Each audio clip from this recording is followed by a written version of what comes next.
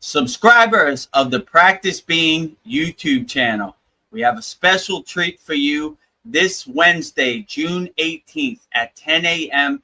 Eastern Standard Time. We will be doing a live stream with me, Himalayan Yogi, Vedagurudev, and Practice Being. We'll be taking all your questions live on the live stream. So make sure you get all your questions ready and click the link below. That will take you right to the live stream. So have all your questions ready. We'll be answering all questions about Kriya Yoga or whatever questions you have. This is your opportunity to have them all answered live on the live stream. Also, subscribe to my channel at Vedagurudev YouTube channel, Vedagurudev,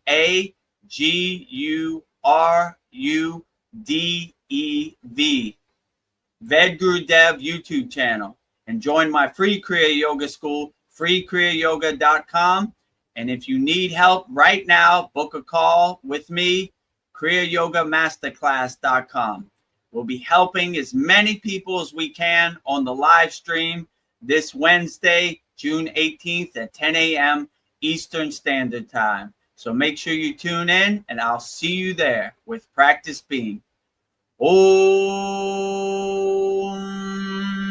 Kriya Babaji Namo.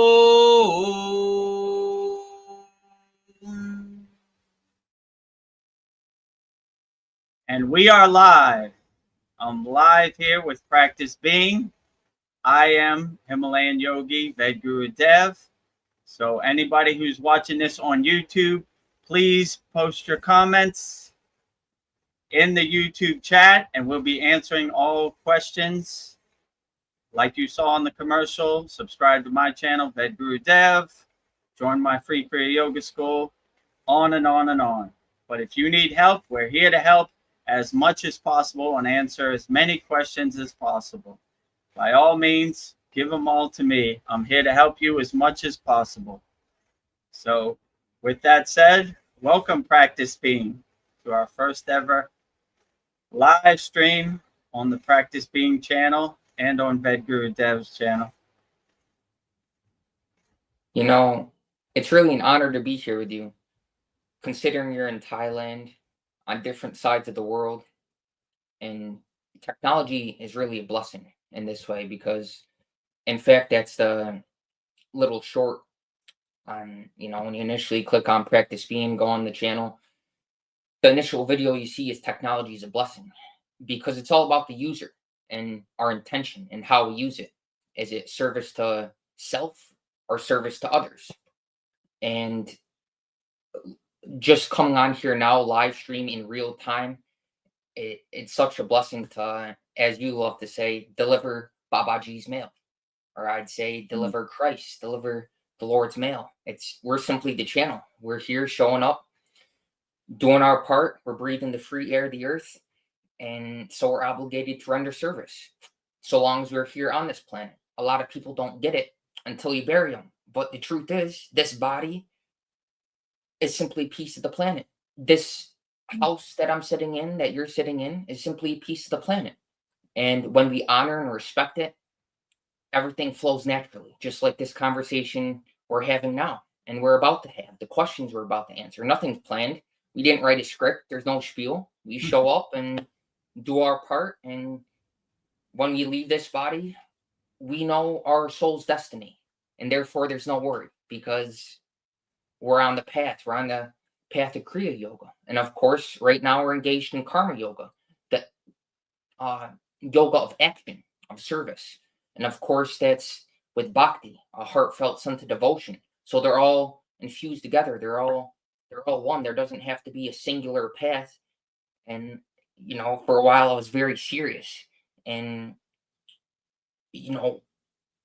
with a serious focus, a one direction focus, and that's good.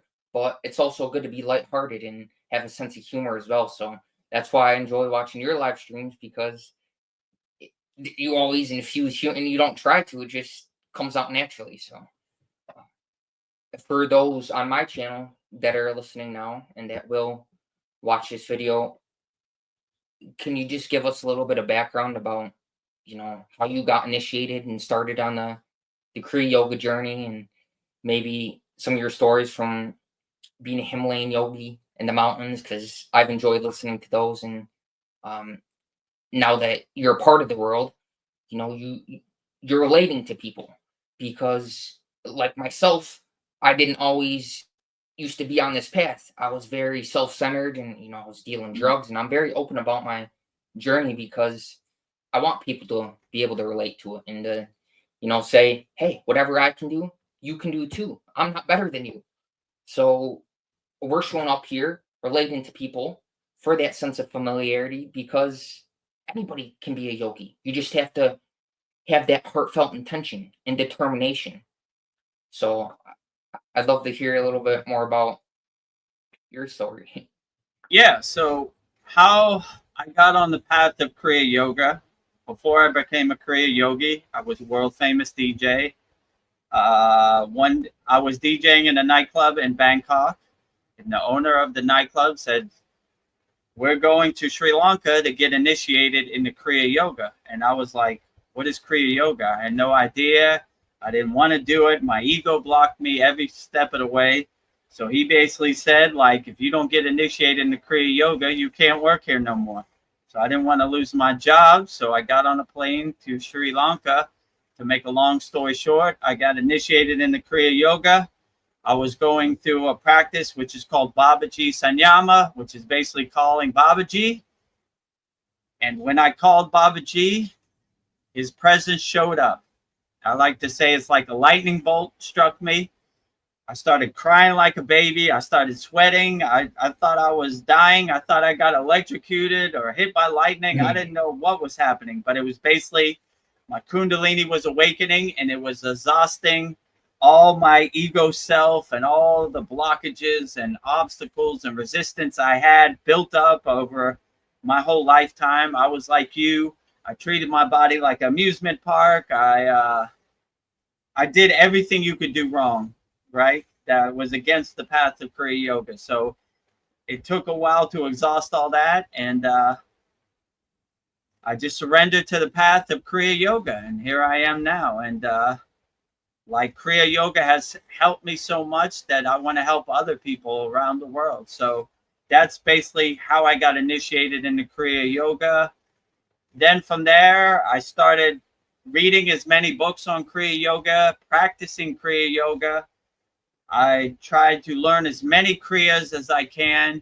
I tried to do as much sadhana as I can, meet as many enlightened beings as possible. And while I was in the Himalayan mountains, I met my guru, and he knew a lot more other enlightened beings, and he enlightened me on the path of Kriya Yoga. So that's where our parampara, our lineage comes from these techniques. So I basically tried to learn as much about Kriya Yoga and as much spiritual techniques as I could from all different spiritual traditions. Not only Kriya Yoga, we hung out with yogis, swamis, sadhus, agoris, Buddhists, lamas, everybody, and we all uplifted our energy collectively. So our Kriya Yoga practice we do is a collection of Kriya Yoga techniques that we learn from all around the world. Actually, my guru, his name's Swami Vedananda Saraswati. His ashram is in Dawada Hut, which is in the state of Uttarakhand in the Himalayan mountains. And he wrote a book called Kailash. Kailash is the Shiva mountain, like the holy Shiva mountain where Shiva lives. It was called Kailash in Search of Self. So for 2 to 3 years, he walked around India, meeting all different enlightened beings. And that's how we cultivated and developed our sadhana, our Kriya Yoga practice, through a collection of all of my guru's travels and all different Kriya Yogis from all over. So we have, in our school, we have thousands of different Kriyas and thousands of different techniques from, it can help anybody, So there's an endless supply of Kriyas. So if if you don't resonate with one Kriya, there's a million more that you could go to. So we want to help as many people with Kriya yoga as possible, the same way I was helped, because I was in a difficult place. I was depressed. I was stuck in my ego ways. I identified with my bank account, my car, everything you thought of. But when I got on the Kriya yoga path, I let go of all that stuff. And I really started to do my inner work and cultivate my inner self and raise my vibrations from the lower vibrations up to the higher vibrations. So to make a long story short, that's how I got on the path of Kriya yoga. It's a beautiful blessing. It really is. And Kriya yoga, like what introduced me to Kriya yoga is the book sitting right up here, Autobiography of Yogi by Yogananda, one of the greatest Kriya yogis ever to walk this planet. And so just reading and imbibing that information, read the book several times, and it's one of those books that you can, it's like the Bible. You can keep reading, and there's so many nuggets and gems, and you might read it 100 times, and then that 101st time you realize something goes up. That's what they meant. That's what Yogananda meant. That's what Lahiri or Sweeter Swargiri right here, the holy science, which you mentioned in your last live stream. That's what he meant when he said, which is my favorite quote from Autobiography of Yogi, nothing matters except your daily, steady spiritual advancement. For that, use Kriya yoga. And when you practice it, when it's not just something you talk about, but you actually practice it on a daily basis, it's within your subjective experience. So nobody can tell you it doesn't work. Nobody can tell you otherwise, because you feel the upliftment. You feel the upliftment in vibration and consciousness and frequency. And of course, most of us are familiar with Nikola Tesla's quote, you want to think in terms of energy, frequency, and vibration. And you don't just want to think in those terms, but you want to be those terms. Right. Which is unconditional. There's no terms when you're unconditional, because you operate from that energy field of love. A lot of people think of love and, you know, it has to do with attachments and possessions and ownership and conditions, but really it's an energy field that we harmonically attune ourselves to. And Kriya yoga can really help us with this. Just feel that heartfelt presence. We become less of a personality, less of a rigid and fixed and concretized personality with all these limited identities, like you mentioned. Same with me. I used to identify with my Dodge Charger, my Versace chain, all these things that really are empty. They're meaningless. And meaningless. From an expanded context, because they're temporary. When you start to align with eternity, which Kriya yoga helps us raise that energy up the spine, up the Sushumna Nadi, and into the higher energy centers. Right now, your crown is lit up, that light atop your head. And once the awareness, the attention that we are is operating predominantly more so from the higher energy centers of within the human body, we start to see things differently. And we naturally, effortlessly transcend ego-based identities. And it's wonderful. Something you mentioned also is that, you know, you weren't like the Agoris, the Sadhus, all the different people. When you first got initiated, you were just so curious and you wanted to learn so much about it. And it's because the truth is universal. It's all inclusive. It's not limited to, you know, this person's qualified and that isn't. No. By virtue of us existing within this human form, all of us are qualified. It's our natural birthright to seek the presence which animates us and is the source of our very existence, and to be conscious of this on a daily basis, and to bring that through every activity right now. Even us speaking is an offering. It's an offering to Babaji and all the deities, Saraswati, you can't have Babaji without Mataji, as you say. You have to Right. have the divine masculine and feminine. We want these to be in Right. balance, because then our existence is joyous and we can share this joy with the world around us. And it's so obvious that people around you, they might not be able to pinpoint it, but there's just something different about that dude. And it's not about that dude, it's not about his personality, it's about the presence, which is also within you too. And we're just simply on here trying to bring that presence to you. Realize that it's already within you. I'm not better than you. We're here together. And as it says in Matthew 18:20 in the Bible, for where 2 or 3 are gathered together in my name, there I am in the midst of them.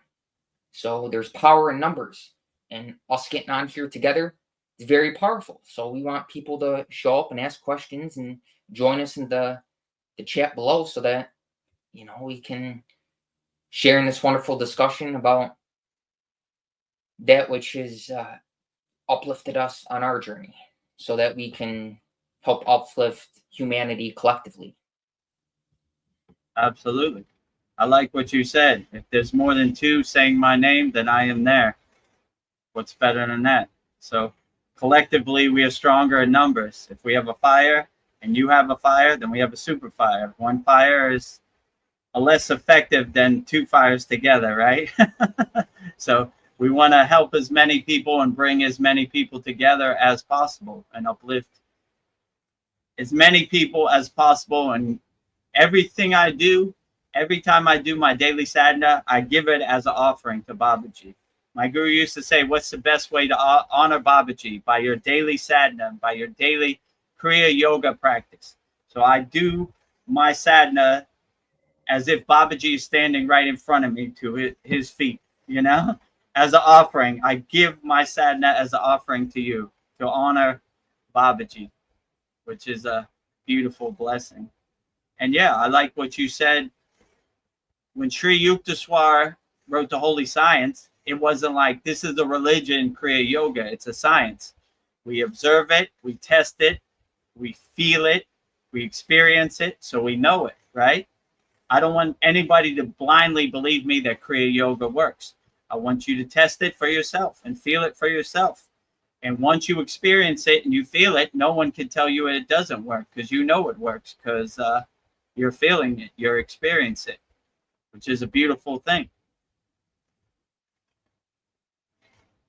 And I believe Prabhupada, the author of the Bhagavad Gita, said he refers to yoga as the science of God. This word science, the holy science. Absolutely. It's right.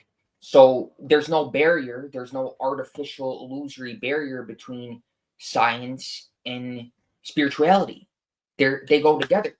We can use we want the masculine, science, understanding things intellectually and understanding the physical world. That's important too, because we all have that intellectual, mental aspect that we want to understand things. But also we want the feminine to be alive, because this helps us perceive deeper dimensions within ourselves that really can't be understood with logical, linear language.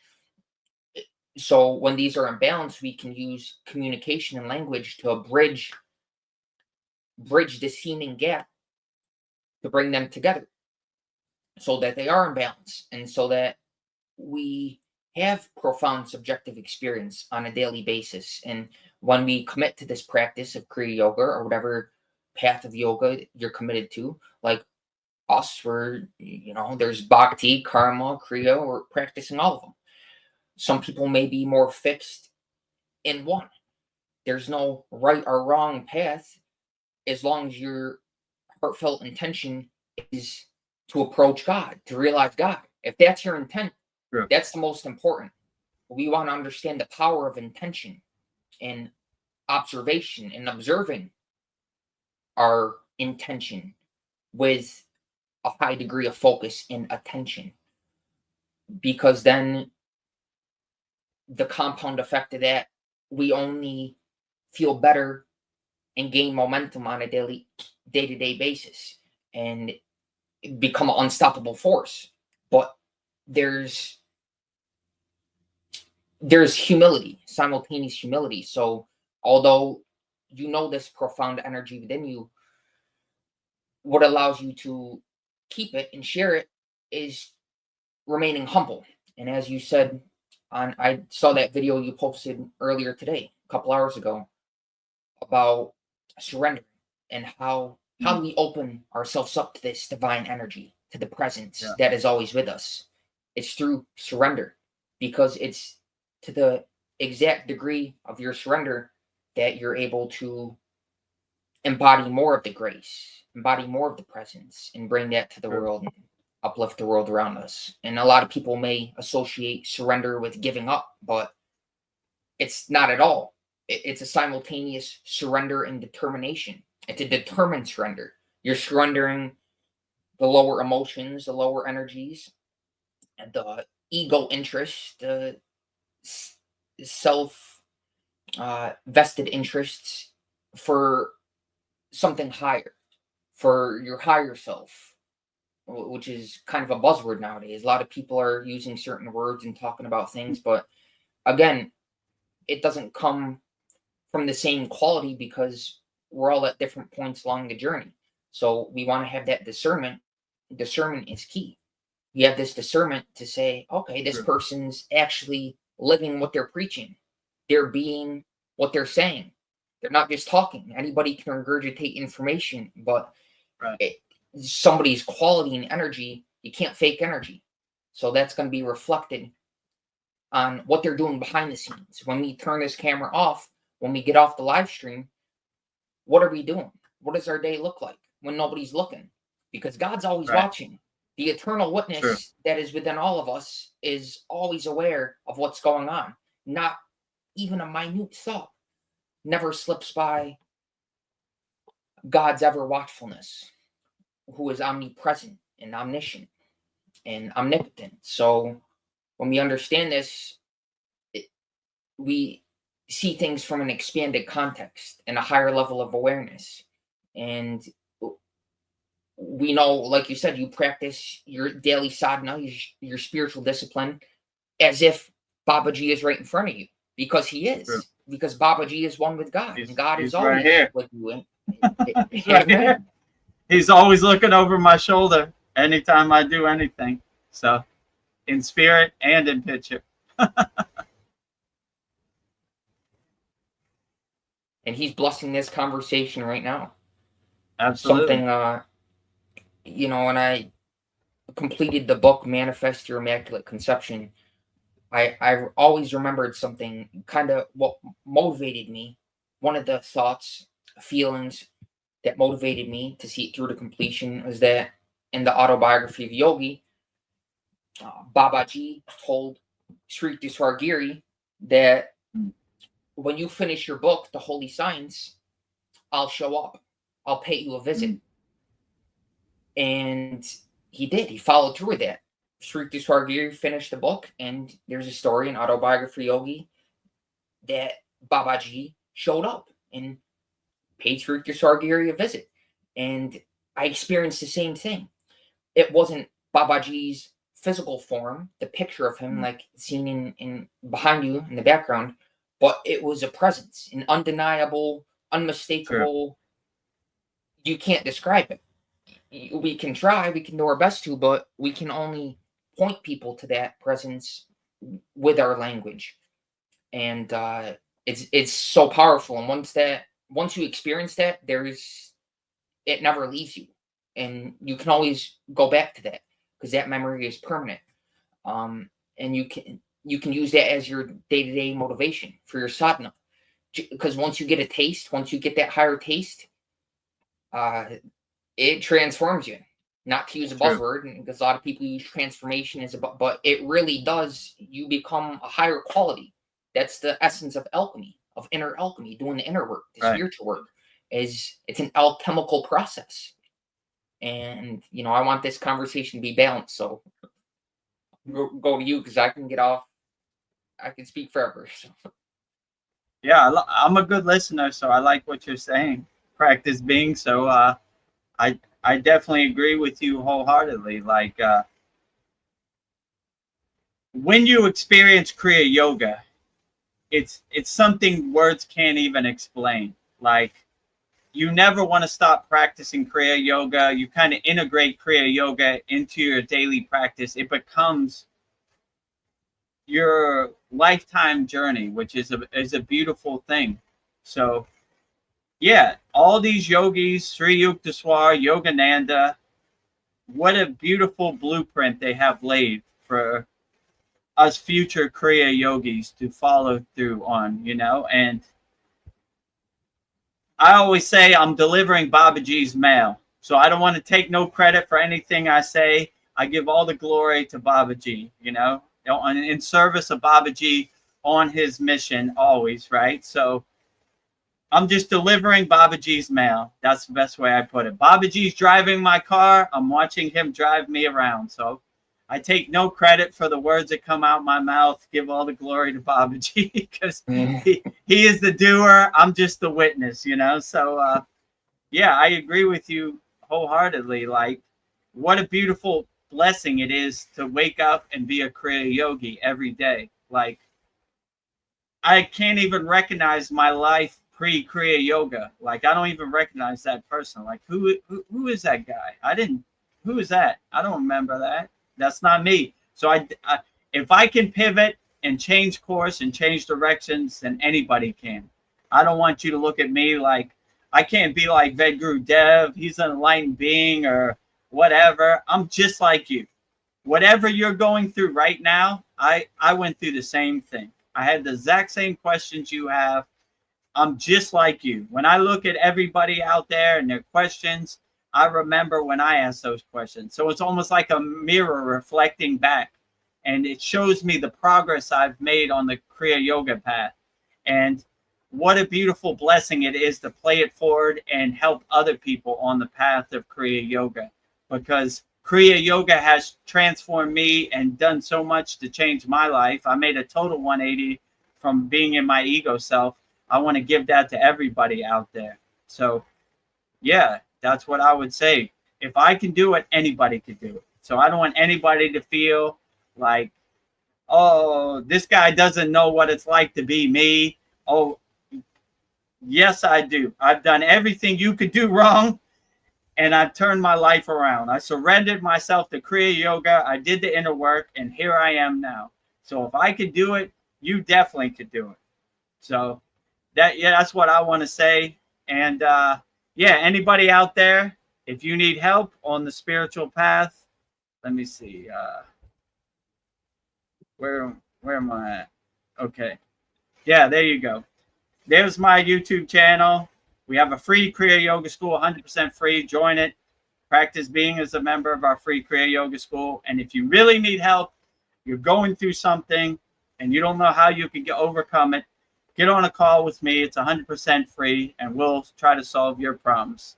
So, yeah, I just wanted to say that. And now back to the questions. So let me see. I think we have a lot of questions building up here. So let's see.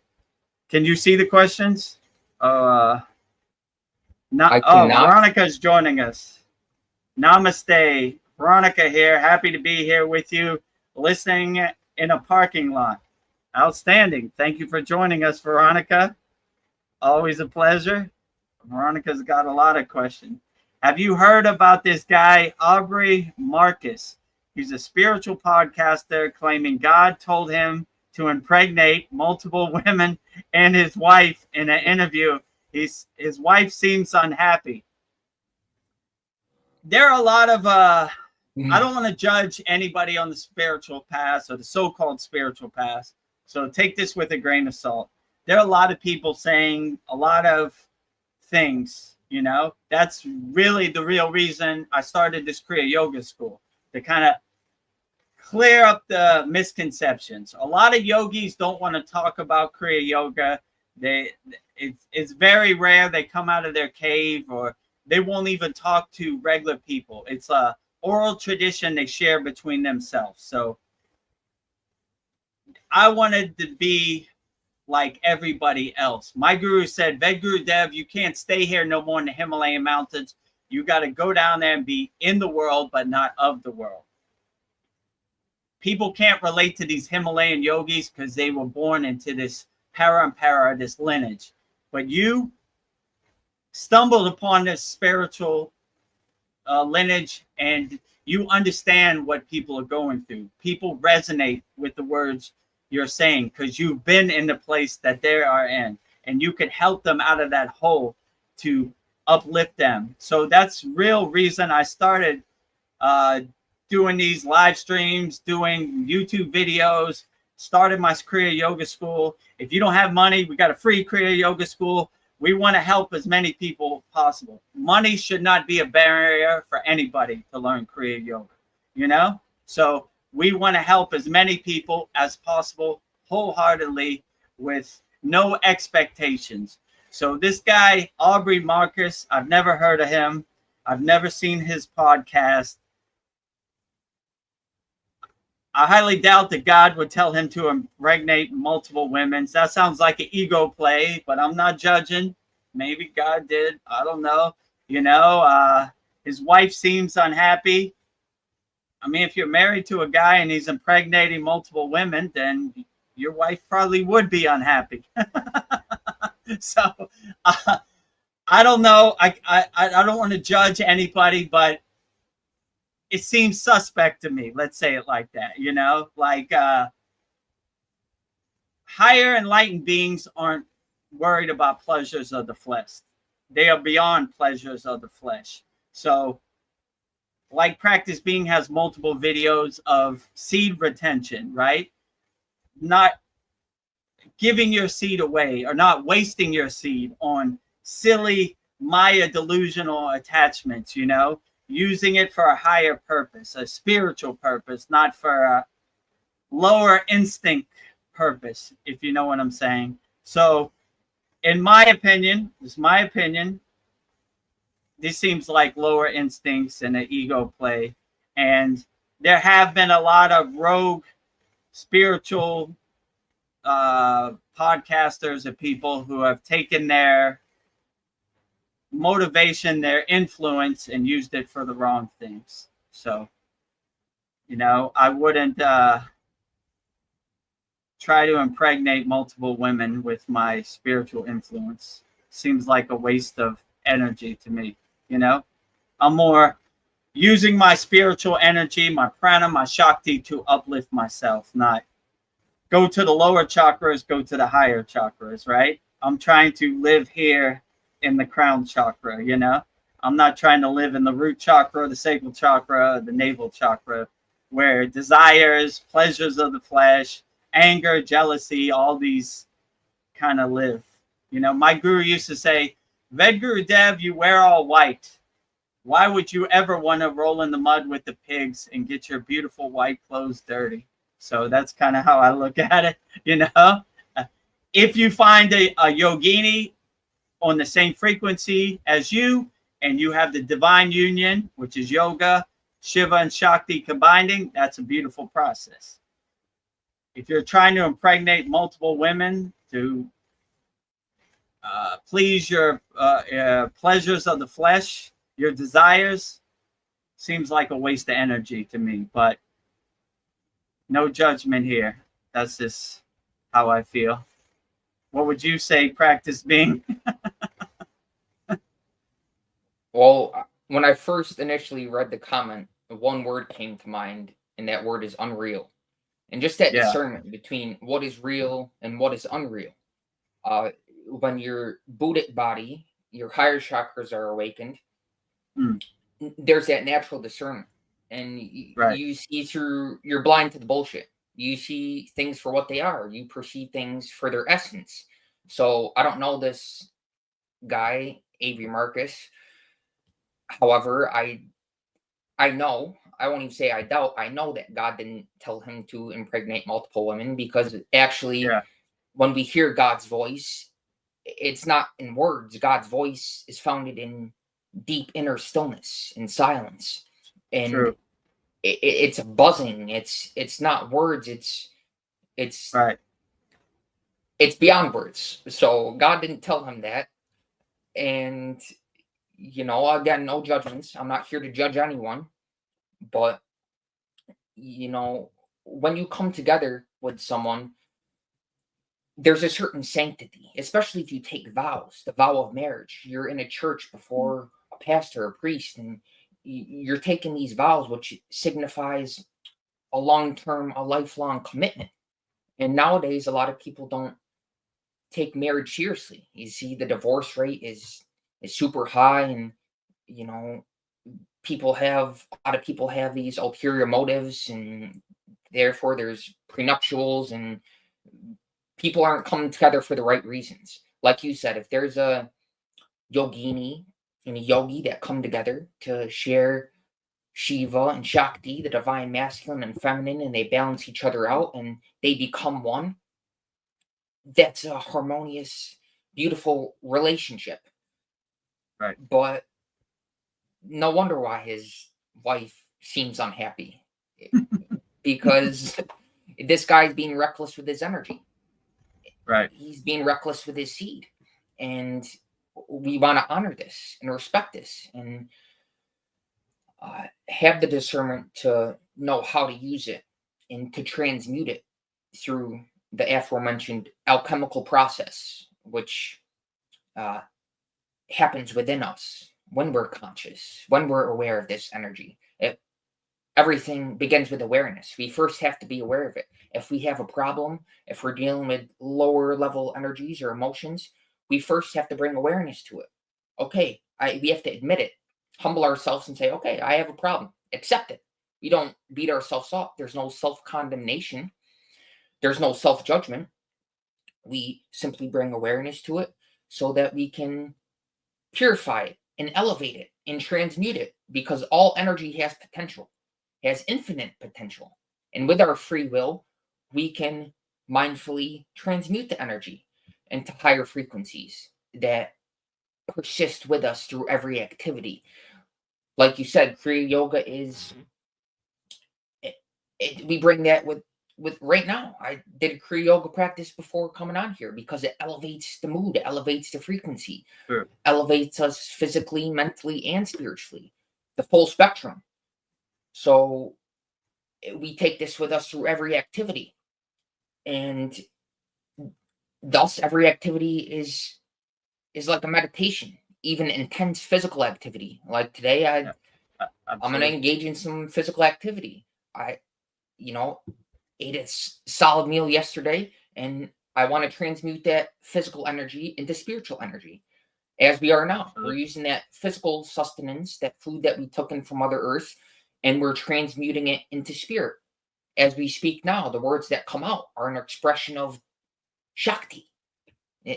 So it's not even so much the words themselves that resonate with us intellectually, but it's the Shakti, the essence, the power in back of the words that transmits via osmosis to all who are listening and observing this right now. And the beautiful thing about modern technology, loop back to what I said at the beginning of the video, is that this is up here for people to observe indefinitely. People can come on here and see this from any part of the world and benefit from it. And if they get one nugget, if there's one gem, one piece of information that makes them click, the light bulb goes off in their head and they stick with it. If there's one concept we share and it really benefits someone, hey, we're living our purpose. Like you said, we have the same intention. Absolutely. We're here to help as many people as possible. And who am I to judge someone and say that they need help? I'm not here to do that. It's really for someone to admit that, they have a problem, to admit that they could use some help, that they could use some guidance. For those people to admit that and are seeking, because I used to be a seeker too. We're here to resonate with those people. True. And I won't, I say I used to be a seeker. There's a part of me that is still seeking, that knows that there's more spirit and more room to grow, because I'm not perfect. And that's what motivates me every day, that intention to grow, to spiritually grow and evolve and towards full enlightenment. That is the intent. And so I say I used to be a seeker. You could say I still am. But Yeah. there's different levels of seeking. When we first start seeking, we want to absorb as much information as possible, and that's where discernment comes into play, because there's a lot of people out here like Avery Marcus, who is not putting out clean, wholesome, pure, proper, good, true information, and based on their subjective experience. And that comment, I can tell, again, I don't know this guy personally. I never heard of him, but just based on this comment, it doesn't seem like he's putting out information that I'd want to listen to, especially somebody Yeah. who's asking questions and a seeker on the Right. path to approach God. And I like what you said. Like, in my experience, a darshan, when God comes to you, he's not talking about impregnating women or any of these lower emotions. It's such a beautiful symphony. It brings tears to your eyes. Like, it's beyond words. Like I said before many times, it's almost crude to put words to it. It's a beautiful telepathic symphony that it would be so ugly to taint it with these lower emotions. I hate judging other so-called spiritual beings, but some of them need to wake up. And some people are using their influence and their spiritual power on ridiculous things, right? And, like God told me to impregnate as many people as possible, So I don't know. It like practice being said, it's a little off to me. It's a lot off, Like, if I see any of these comments on YouTube, I just turn it. I watch something uplifting, not lower lifting. But yeah, because a lot of these yogis won't come out and talk. How could I even explain it? They think it lowers their frequency to talk to regular people, but it opens the door for a lot of charlatans or snake oil salesmen to, a lot of people are seeking and they want answers. And these spiritual con men are easy to catch them in their web. And before you know it, you're impregnated by some televangelist. I don't know. All right, I guess that's enough of that. We'll go to the next comment. Veronica got it a lot here. Looks like emotional, psychological, physical abuse. Why doesn't God inform the wife of this? Looks like occult behavior, using God to excuse bad behavior from a horny guru. So, in my perception, God is beyond this, right? Who knows what I always like when they say in yoga and the spiritual text, a God defined is a God confined. I make no claim that I know what God, the source, it's beyond my comprehension. I can't even know what God is. If you ask me, in my opinion, God is light years away, or who knows where God is at. He's not worried about some guy. So I would use your own discernment, your own discrimination. This doesn't feel right to me. It makes me feel uncomfortable. I'm leaving. I don't care what this guy said God told him. It stinks to me, I don't want to sleep in a trash can. I throw the trash away. So I'm getting it far away from bad energy and negative vibrations or lower emotions, whatever. I'm leaving. So if I was this guy's wife, we're trying to uplift people. We're not trying to lower people. This seems like lower frequency behavior, like pigs rolling in the mud, horny guru. That just sounds bad. It gives all of us a black eye, right? Because they say, what about this guy? Or what about that guy? And I don't know those guys. I don't have nothing to do with them. I don't resonate with them at all, So I don't want to be put in a bucket. I'm trying to help people. I'm not trying to lower people. So anybody that makes you feel uncomfortable, it gives you bad vibes, feels toxic to you, get away from that person, you know? And if you resonate what we're saying, me and Practice Being, you know, subscribe to both of our channels. We're giving uplifting videos. We're not giving lower frequency videos. So we're here to help. So even if you went to a horny guru and he gave you a bad taste in your mouth about Kriya Yoga, we're going to break you out of that prison you're in, you know? We're going to show you the true path and just give love unconditionally and uplift as many people as possible. So if you find a horny guru, get away from that, because real gurus have no use for pleasures of the flesh, you know? So I'll go to another question. Okay, Veronica has another question. Can you explain OGIS? Is the process how to create it? How long does it take to create OGIS? Why is it important for men to learn this practice? So OGIS is basically spiritual juice or spiritual energy. So you're basically taking the lower frequency sexual juice or desire juice and converting it in a process called brahmacharya, which is basically, like Practice Being said, like seed retention, but converting it into spiritual juice. So you're not holding on to it. So it, you know, you're basically doing the alchemy, converting it, right? So they have a process called brahmacharya, OGIS Maitreka Pranayama, which is basically converting your lower sexual juice. Oh, there you go. The practice of brahmacharya.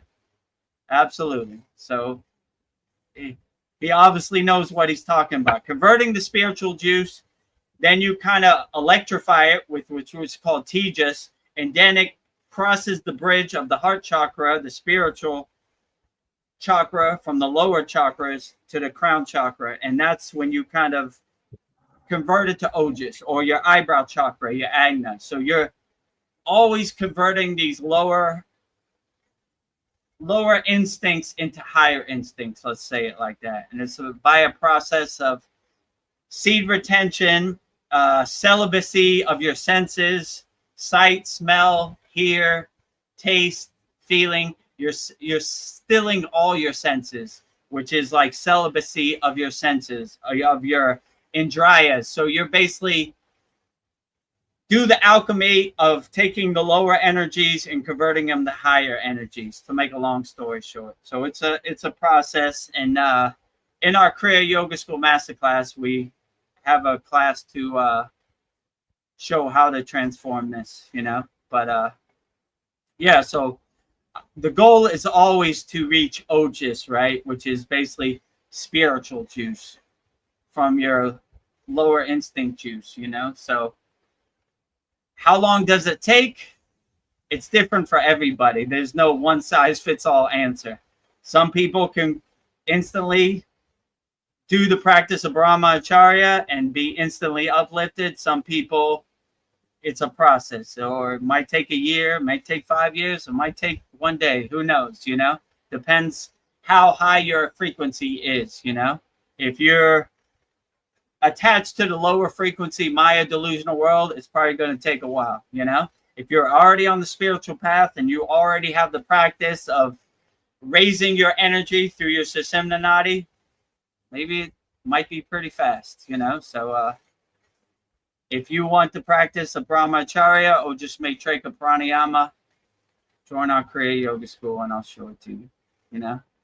But this is a more advanced technique in Kriya Yoga, so it's not I would go through the beginner process before you get to this process. Let's say if you're already advanced in your sadhana, then it's recommended, because you've already cleared out the blockages. You already know how to raise your energy from the root to the crown up your Sushumna Nadi. You already know how to do pranayama. You already have some experience mastering your mind and meditation. You've already vibrated the sound syllables, so you already kind of know the process. So depends where you're on the spiritual path, but before you get to this advanced technique, I would go through more of the beginner techniques, you know. You have to go to kindergarten before you go to university. This is more of a university technique, you know. So I would go through the grades step by step. And if you want that process, we have a transformative process in our school. It guides you beginner, immediate, advanced, you know. So smoothly and gently, I would say, you know.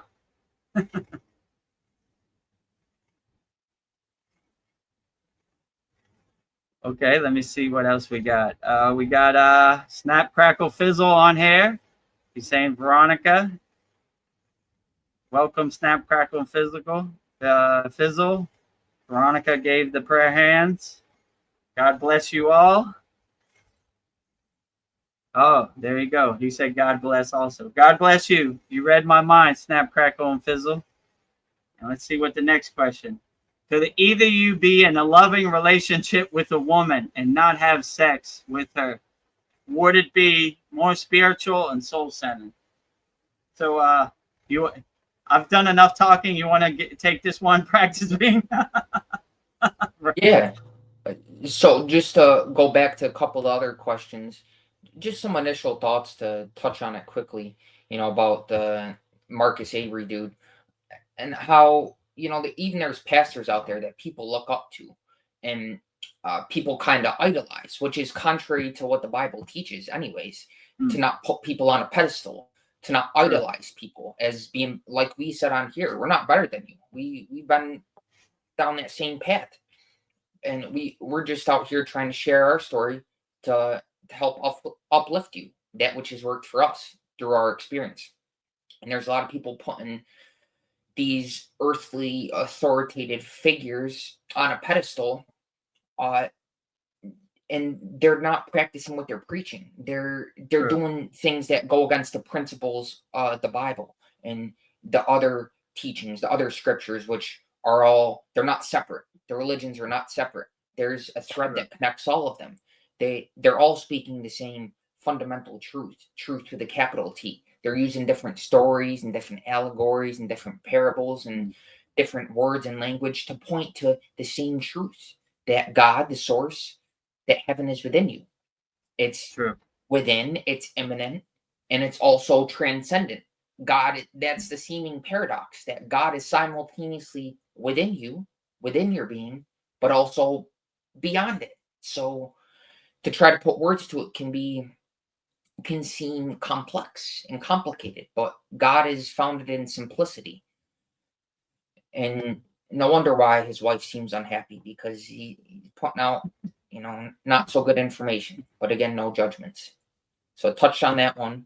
And to touch on Ojas, basically, you did a great job of describing that. I can describe it as basically all of your cells within your body are encapsulated by this spiritual energy, this Ojas. And one can be very brilliant intellectually. They have a high IQ. They can recall information and they have a great memory. But if they don't have Ojas, spiritual energy, if they don't know the grace of God, then they may struggle, have unnecessary difficulties in life. When you have a lot of Ojas built up, this compounds within you over time as you practice Kriya Yoga. Simply by the practice of Kriya Yoga, you're accumulating and building Ojas within yourself, within your being. And the compound effect of this over time is very powerful. You become a powerful force. And at the same time, you're humble. That allows you to surrender and open yourself up to the grace, to the presence, which is a lot of it. It has to do with this Ojas, this word that we point to, this spiritual energy, which is a presence. It's beyond language, but Kriya Yoga can really help us realize this energy is within us and all around us and everything. When you see God as all of existence, whether your eyes are open or closed, you feel this within your being. And that's the essence of Ojas, is just being aware of it. Being aware, like you said, there's different points along the journey. Ojas is more kind of, you hear this word when you're in the circle, when you're kind of at a higher level, we could say. Not that you're better than someone, but just that you've done the inner work, and you've put in, you're actually practicing Kriya Yoga. You're not just talking about it, or whatever your Right. form of yoga, your path to God.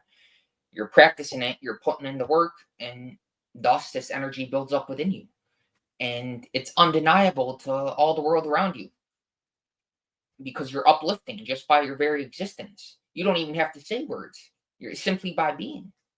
Because we're all deeply, profoundly, energetically connected. And so you could be in a Himalayan mountain and not speak to anybody and be isolated in solitude, and you're still uplifting humanity. True. But our purpose is to bring our understanding, because we've been given the gift of gab, the gift of intellect and communication, to be able to transmit what we know and what we've experienced verbally for people to benefit from. So, I've spent a lot of time in solitude and kind of come full circle now, bringing that, what I've realized, down to the earth, we could say. But to answer this question, for me, I can only speak from my experience. And right now, I made a definite, absolute, resolute commitment to celibacy, and which means never releasing my seed. Not only retaining it, but transmuting it, converting it. So Right. it's, a lot of people may think celibacy or semen retention or abstinence is just about not releasing your seed, retaining it. But you realize that you can do that for a while, but it builds up within you so abundantly. You build up so much inner resources within you that it's got to find expression somehow. It's either going to True. come out via expression or physical action or mental action. But the path of Kriya Yoga is really to transmute that seed, to transmute that physical seminal energy into light, into divine spiritual energy, into ojas and tejas, Right. into electricity. You become an electric magnetic being, a divine being, that which we all fundamentally are. But some of us are just so grounded and rooted in our physicality and identified with limited things that we don't realize ourselves to be this divine magnetic being. And so for me on my journey, I see all women as mother and sister. This is a way of looking at the world that helped me initially on the path of celibacy, because my sexual energy, sexual desire is very high, a high degree of energy. And I used to use it recklessly, sleeping, having one night stands and watching pornography and doing a bunch of things that are the exact opposite of where I'm at now. So I can relate. And, you know, of course you can have a loving relationship with a woman and not have sex with her, to answer the question directly. Because again, I see all women as my mother and sister. I'm not limited to a select few individuals in my immediate family. Like when I go to work, for example, work serving in a restaurant helps keep me grounded, helps keep me in the world, allows me to share spiritual energy. Because yes, I'm giving them physical food, physical energy, but whether they're conscious of it or not, I'm serving them Shakti. I'm serving them spiritual energy. I'm giving them the presence just by being there, uplifting the environment. So when you're at a high level of frequency, you become consecrated. Your very physical form is consecrated with ojas, and so you see the divine feminine in everything, in all of creation. And so you don't judge people based on their physical appearance. You don't objectify the world. All are equally beautiful, because beauty is really a spiritual quality. It has nothing to do with outer appearance.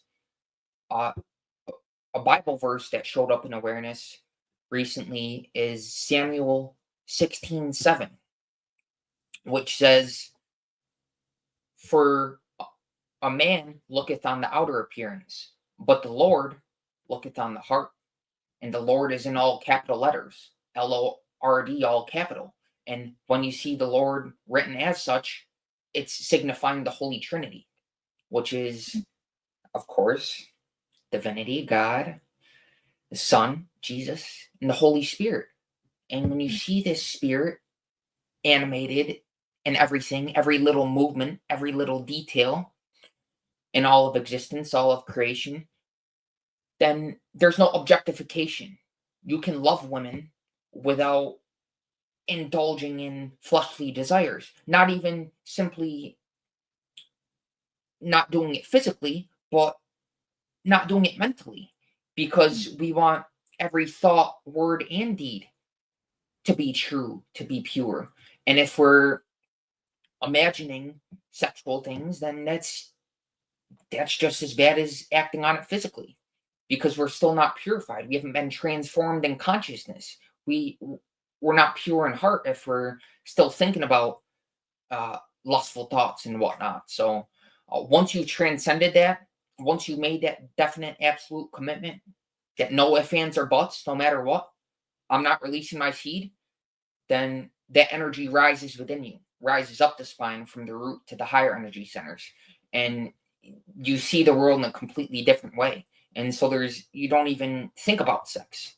And I think about how I used to be so engrossed, entrenched in that mindset. And just 3 years now, it's been a little over 3 years of committing casino attention, making that commitment, that how much I've changed in just that short amount of time. It's an exponential increase in your spiritual evolution. Doing these things, which have been taught through many religions and traditions and ancient wisdoms, that, there's a reason for it. It's not that I made it up. It's that, hey, I recognize the truth in it, so I'm going to put it to practice. And wow, now I see the benefits because I've remained committed and I have that intent. So it definitely helps you be more spiritual and soul-centered, to simply see every woman as your mother and sister, or every man as your brother. And really, there is no separation between genders. Gender, male and female, has to do with the outer garment, has to do with the physical body. But our soul, there's soul equality, which means that fundamentally, there is no difference. There is no separation. We can't argue that, hey, I'm here as an individual, I have a unique purpose. But at the same time, from a higher level of awareness, there's that inherent oneness and profound sense of connectedness. And when you feel that, when you know that, when that is true within your experience, then there's no question of releasing your seed and having mindless sex. Not that all sex is bad, if you, again, as we said it earlier, if there's that harmonious relationship between a yogini and a yogi, between Shiva and Shakti, then they come together as one. There's that divine union, and that's finding physical expression. But that's not the path for everybody, because a lot of people don't have the necessary discipline and self-control to, still have intimate physical relationships and at the same time transmute their seed, their divine energy into higher frequencies, because it can be, very captivating, especially when you're spiritually inclined. The physical senses are a lot more alive, like your sense of taste, sight, smell, touch. The 5 physical senses are very alive, and therefore I imagine, having sex with somebody would feel a lot better. But again, I've transcended those thoughts. I'm just going, based off intuition. But I've done a lot of talking, so I want to hear what you have to say. Yeah, I would agree with you. When you're vibrating on a higher frequency, you attract people who are on that higher frequency also. So, like, in my case, I've been around a lot of yoginis, but the pleasures of the flesh wasn't even a temptation or a thought. Like, I never thought, like, I just enjoyed their spiritual energy for what it was. Like it's so hard to find somebody from the opposite sex who's vibrating on the same frequency as you. It's almost like a breath of fresh air, or like the sun shining on your face, or a baby smiling at you. So it's like, I'm just going to enjoy this. I don't want to taint it or spoil it with negative, lower, animalistic vibrations. I'm going to just enjoy it. So if it became a divine union that would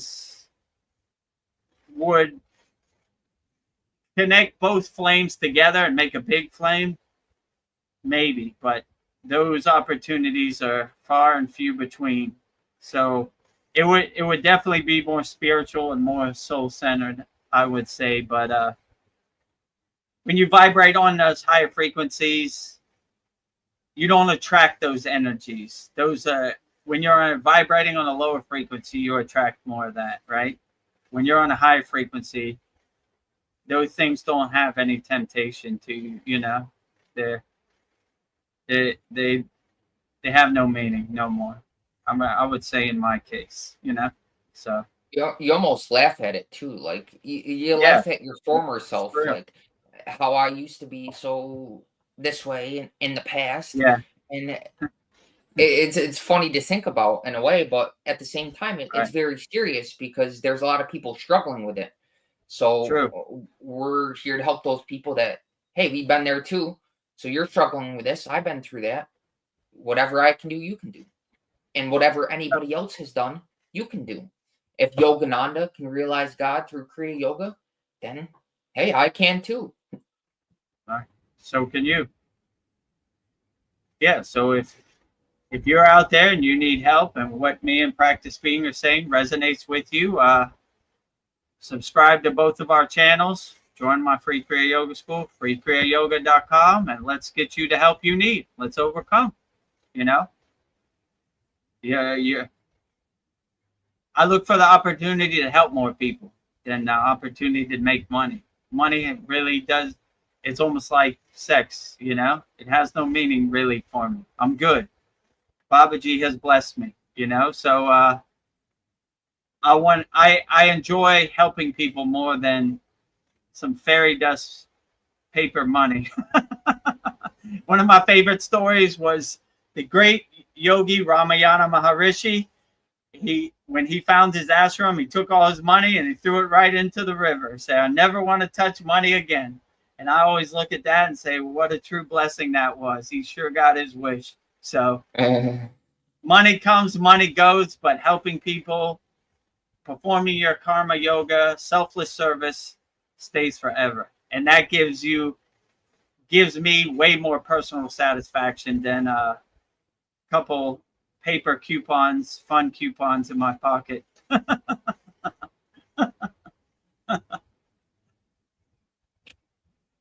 All right, I guess we'll go to the next question. It's starting to build up. Is there a difference between Ojis and Amrita?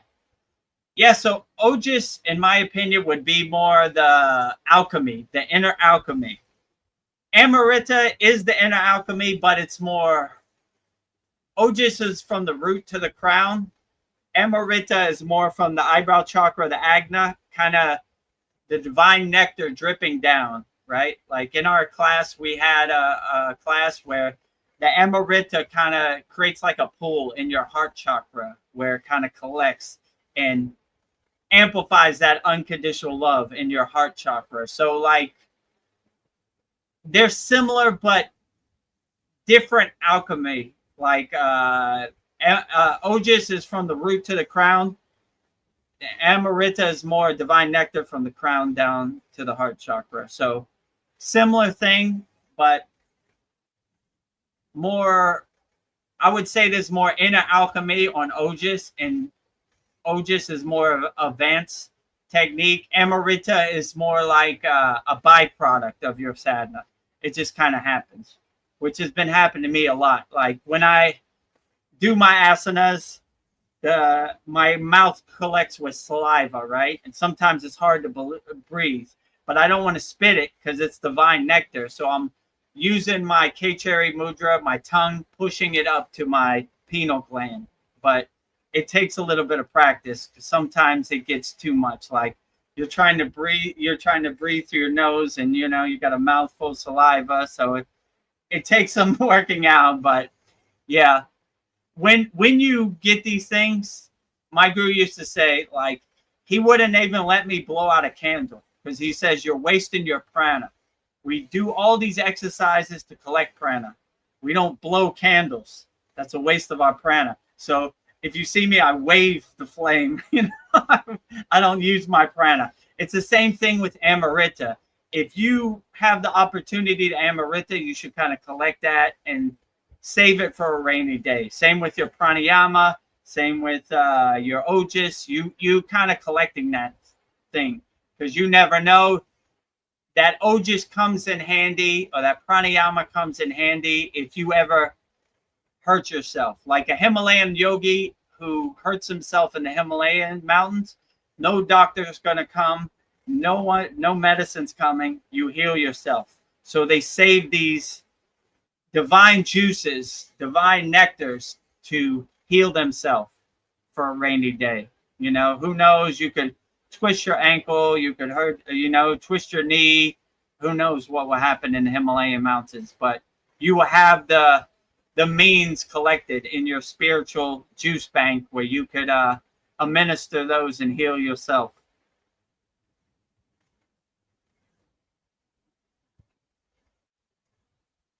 Wonderful. Is there anything you would like to add?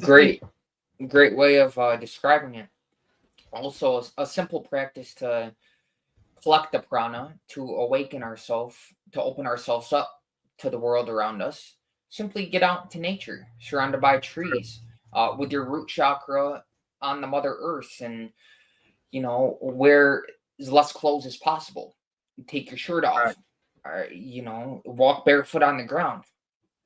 Open yourself up to the energy of Mother Earth, because we want that foundation, the root chakra, that sense of connection to Mother Earth to be strong, so that when we rise in energy to the higher frequencies, we have that strong foundation that's unshakable, and we remain unshaken.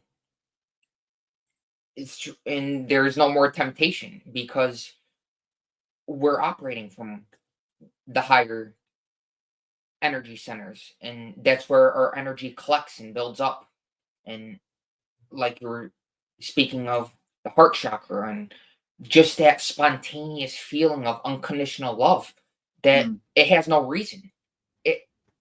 It simply is, and it can happen at any time. You're driving down the street, or you're on a walk, or you're doing your sadhana. Right. You just get this overwhelming feeling of love, of embrace, the embrace of the presence that you can't even put words to. You kind of melt in. You got to melt into it and surrender to it. And it's that feeling that all is here. I have all I need right now. All I could ever want or desire is already within my own being. The source of happiness is within. And this is revealed to you. It's revealed to you inwardly, and it's revealed to your senses when you give your attention, your awareness to the collective whole of life. So get out in nature, and you hear the crickets or the birds singing, or the breeze of the blowing the trees, and you're open to all of it. And you're simply that humble vessel with no self-image present, no concept of yourself as being separate. And you're open to all of it, all of creation, all of the world. And you're simply there as pure awareness. And God is revealed to your senses. And it's really a beautiful thing.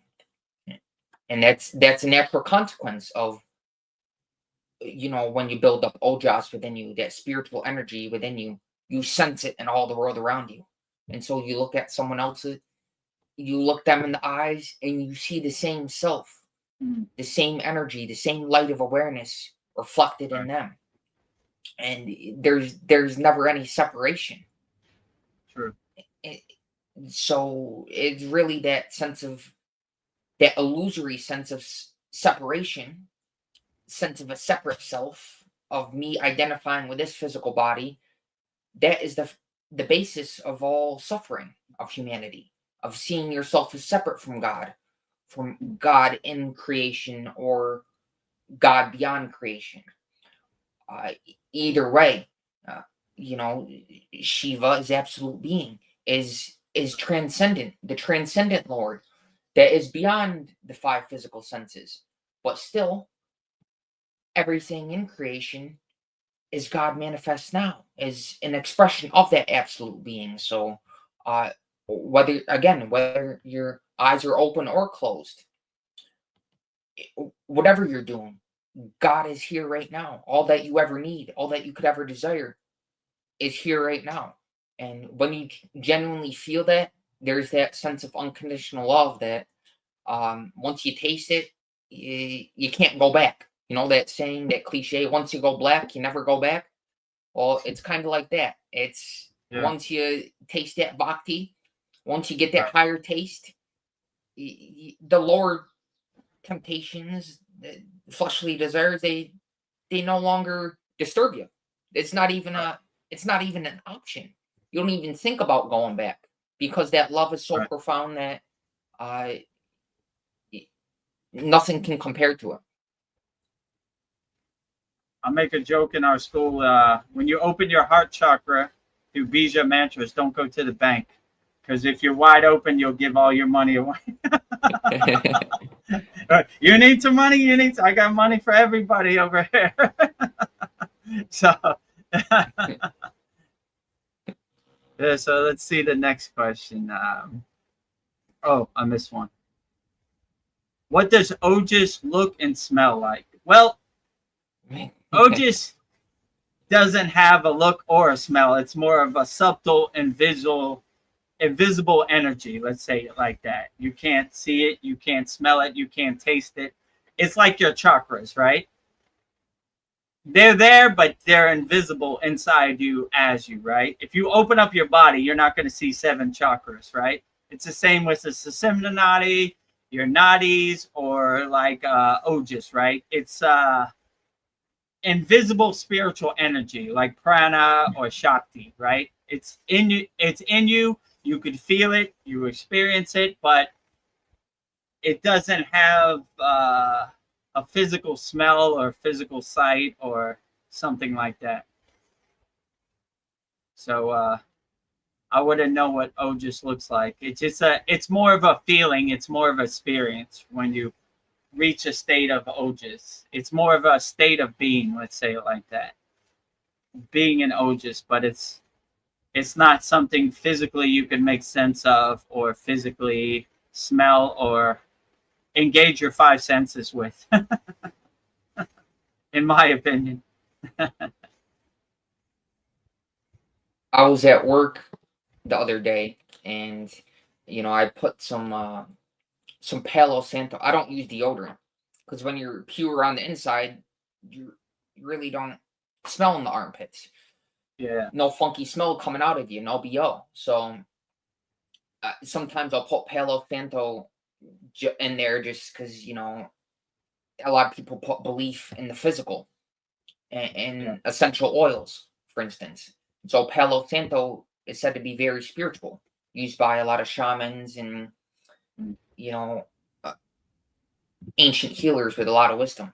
So I'll sometimes put some under the armpits, because at work you get to moving and whatnot. And somebody there recently said, walked by me, and why does it smell so weird? And it said, I always like to, I smell of the Lord, because the Lord's in every detail. And whether you're lighting incense or whatever it is,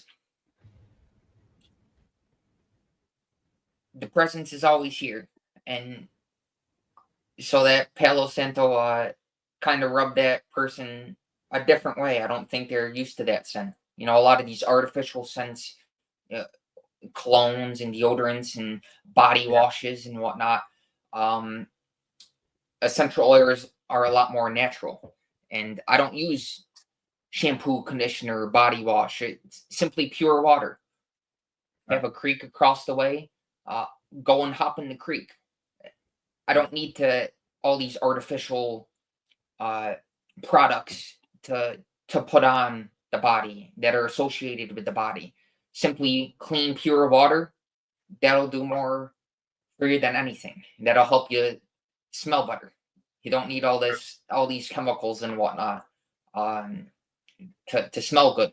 When you retain your seed, you have a natural masculine scent. What's the word? There's a certain word, it starts with a P. Drawing a blank on it, but pheromones. Pheromones. You know, there's a lot of videos on here talking about semen retention and with the intention of attracting women. Like, oh, you'll smell good. They'll smell it on you. You'll have pheromones, and I laugh at those videos because, to me, again, there's no judgments, but that's clown-like behavior. That's crazy talk. If your intention of semen retention is to attract women, you're missing the whole point, the purpose. Right. The purpose, the intention is to approach God, not to attract the opposite sex. So again, we want to have discernment and realize that not all videos and all information comes from the same inner place, has the same spiritual quality.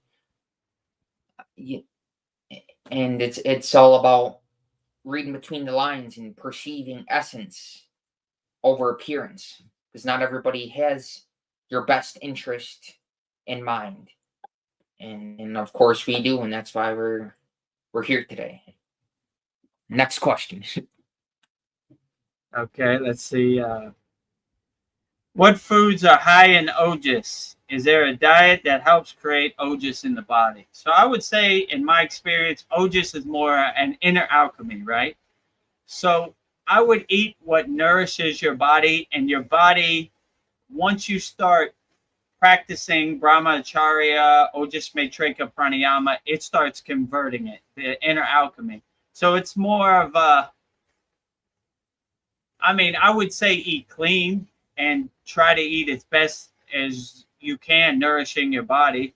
So I would say that the food you take in, make it as pure and clean as possible. So once you bring it into your body, the process of ojas isn't a difficult process because it's getting the nourishment it needs, and it's doing the inner alchemy to help nourish your body and convert whatever you give it to ojas, right? So yeah, you know your body better than anybody, so I would eat what nourishes your body. And if you're doing the right practices, your ojas will take shape anyway, because it's the inner alchemy, and it takes what you give it and it alchemizes it and creates the inner alchemy to nourish your body. So yeah, I would say there's no specific food that's high in ojas, but I would eat whichever one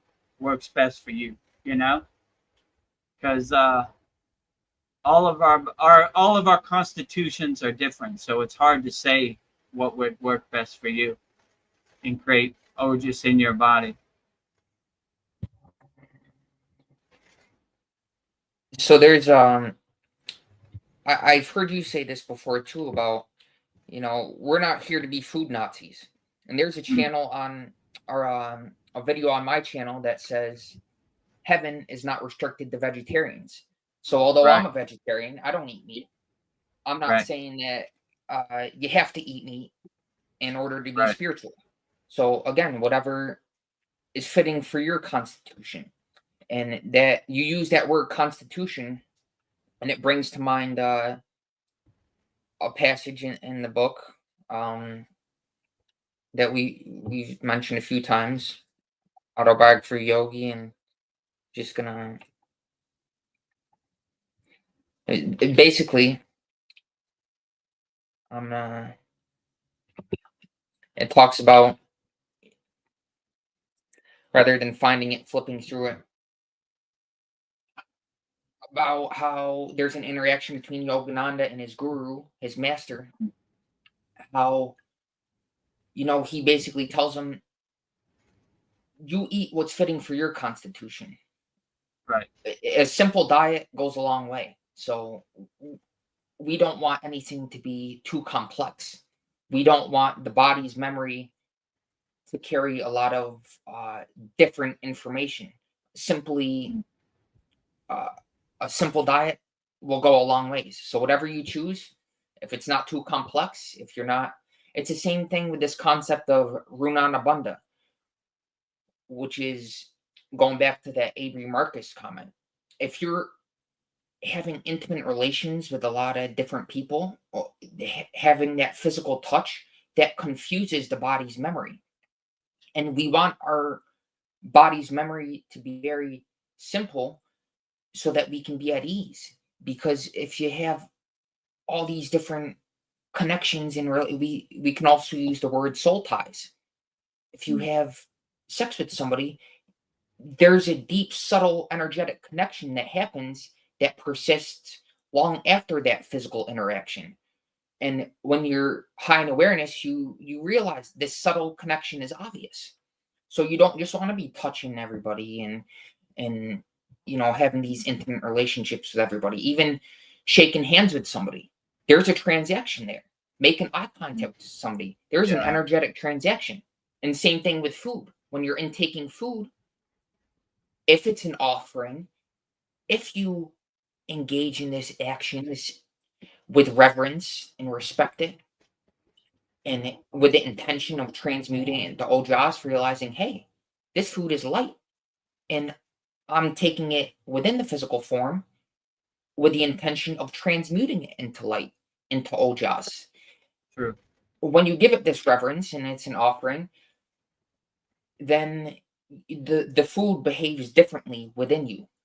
True. And when it's a simple diet, then the body's not getting all, because food is simply information. It's five sensory information, right? So we want this information to be simple so that we can, when we sit in meditation, we can be at ease. The body's not pulled this way and that way because we kind of do the same thing every day, but it's fresh, it's always new and inviting, because that ojas, that spiritual energy, is building up within us, and we feel the connectedness with the presence as a result of living harmonious and committing to our sadhana, our daily spiritual practice. True. Well put, practice me. All right, let's go to the next one, I guess. Do Himalayan yogis use ojas and breathing techniques to heal your body? Yeah, I said this earlier. Yeah, so they use all the inner alchemy to really heal themselves inside them as them. I've never seen a Himalayan yogi go to the doctor. I've never seen a doctor come to the Himalayan mountains. There's no hospitals around, so you're saving your prana, your shakti, your ojas, you're constantly doing the inner alchemy to heal yourself, right? And you basically light every cell of your body so it radiates with inner divinity, right? So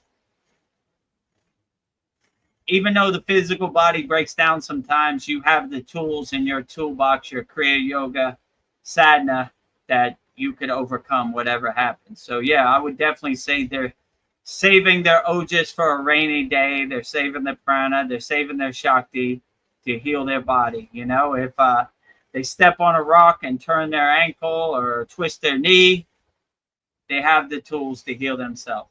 And I've seen them heal themselves many a time by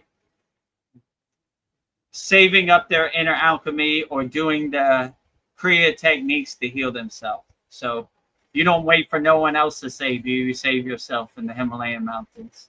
And that was always a beautiful, profound message I saw, which if you told them about a doctor, they would just laugh at you because they heal themselves, Sometimes they collectively heal themselves. Like if somebody breaks their leg, it might take more than one person to heal themselves. If you twist your ankle, maybe you could heal it by yourself. But either way, rising tides lift all boats, So somebody needs help and you have some extra prana that you want to give to them, donation, why not? You know? So that's how they would heal themselves in the Himalayan mountains. But no need for doctor or hospital in the Himalayan mountains, from my experience.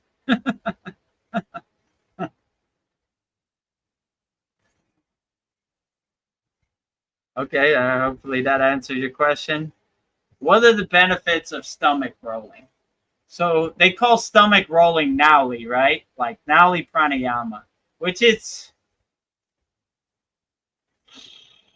it necessary? Not really, in my experience. So when you do Nauli, you create like a belly cave. You kind of bring your stomach up into your ribs, right?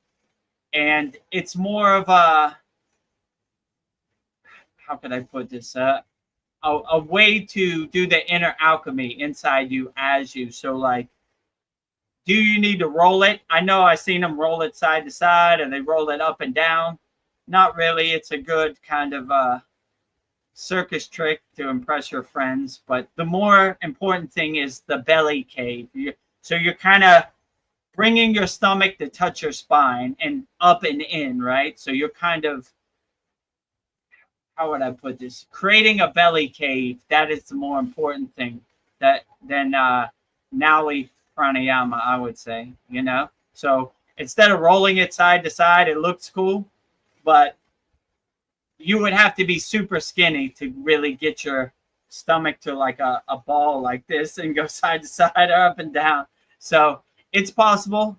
People do it, but I would use your own discernment. In my experience, it's more important to do the belly cave, which basically bring your stomach touching your spine, you know, or as close to touching your spine, creating that belly cave, right? You're kind of bringing your stomach up and in. That's the way I like to do Nauli pranayama. There's something you mentioned on a previous live stream as well, that I don't know what it's called, but where you take your fists like this together, and It's called Nabi Kriya, Nabi yeah. Mudra, where you bring two fists together like two gears grinding, and you kind of put it up in your stomach. And that's another way to kind of bring your stomach up and in also, you know? And that helps really. If you're going through like stomach pain or you need stomach relief, that's a good one. Or you have problems using the bathroom, that would be a good one, I would say, you know? Like, if you ever feel like you can't use the bathroom, yeah, put your fist together and put it up your stomach and kind of lean forward if you can. It really gets it up there and it kind of clears out your digestive tract. So we have all these kriyas in our Kriya yoga school. So if you want to start practicing, let's get to work. I would make the comment, just don't mistake the means or the technique for the goal. So Right. All the like benefits of stomach rolling, that has to do, a lot of people may associate like physical yoga and asanas. They associate Right. with the physical body. And of course, again, Right. the physical is the basis, the foundation. We want our physicality to be strong. But the intention, the goal is beyond physical manipulation, beyond physical form. The ultimate, the truth, God is beyond the manipulation of form. So we engage in Right. these asanas and physical practices to realize something beyond the body. We don't want to Right. get. We want our identification to be with that which is beyond the form. So we don't want to again Right. mistake the technique, the asana, for the goal. Yeah, that's what my guru used to say. He said, when you do your sadhana or you do your asanas, no one's around anyway. So who are you trying to impress? It's more of a spiritual process. It's more a divine union process. We breathe through our spine. You know, it's a more relaxed, comfortable process, right? We're not trying to impress anybody because no one's around anyway. So it's like there's no need to. It's like practice being said. It's a spiritual process that you should let take shape. You shouldn't lose sight of it. It's not doing circus tricks to impress your friends, let's say. You know, it's more a spiritual, beautiful process, a more divine process.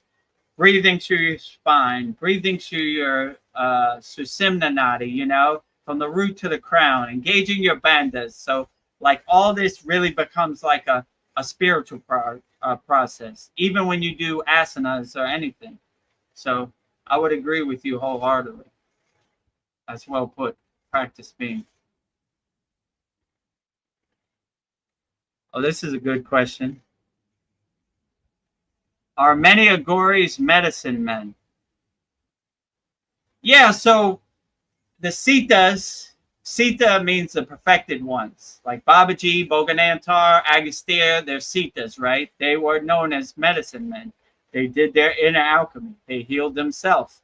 They developed these techniques to heal their body. So Agoris are no different. They heal themselves.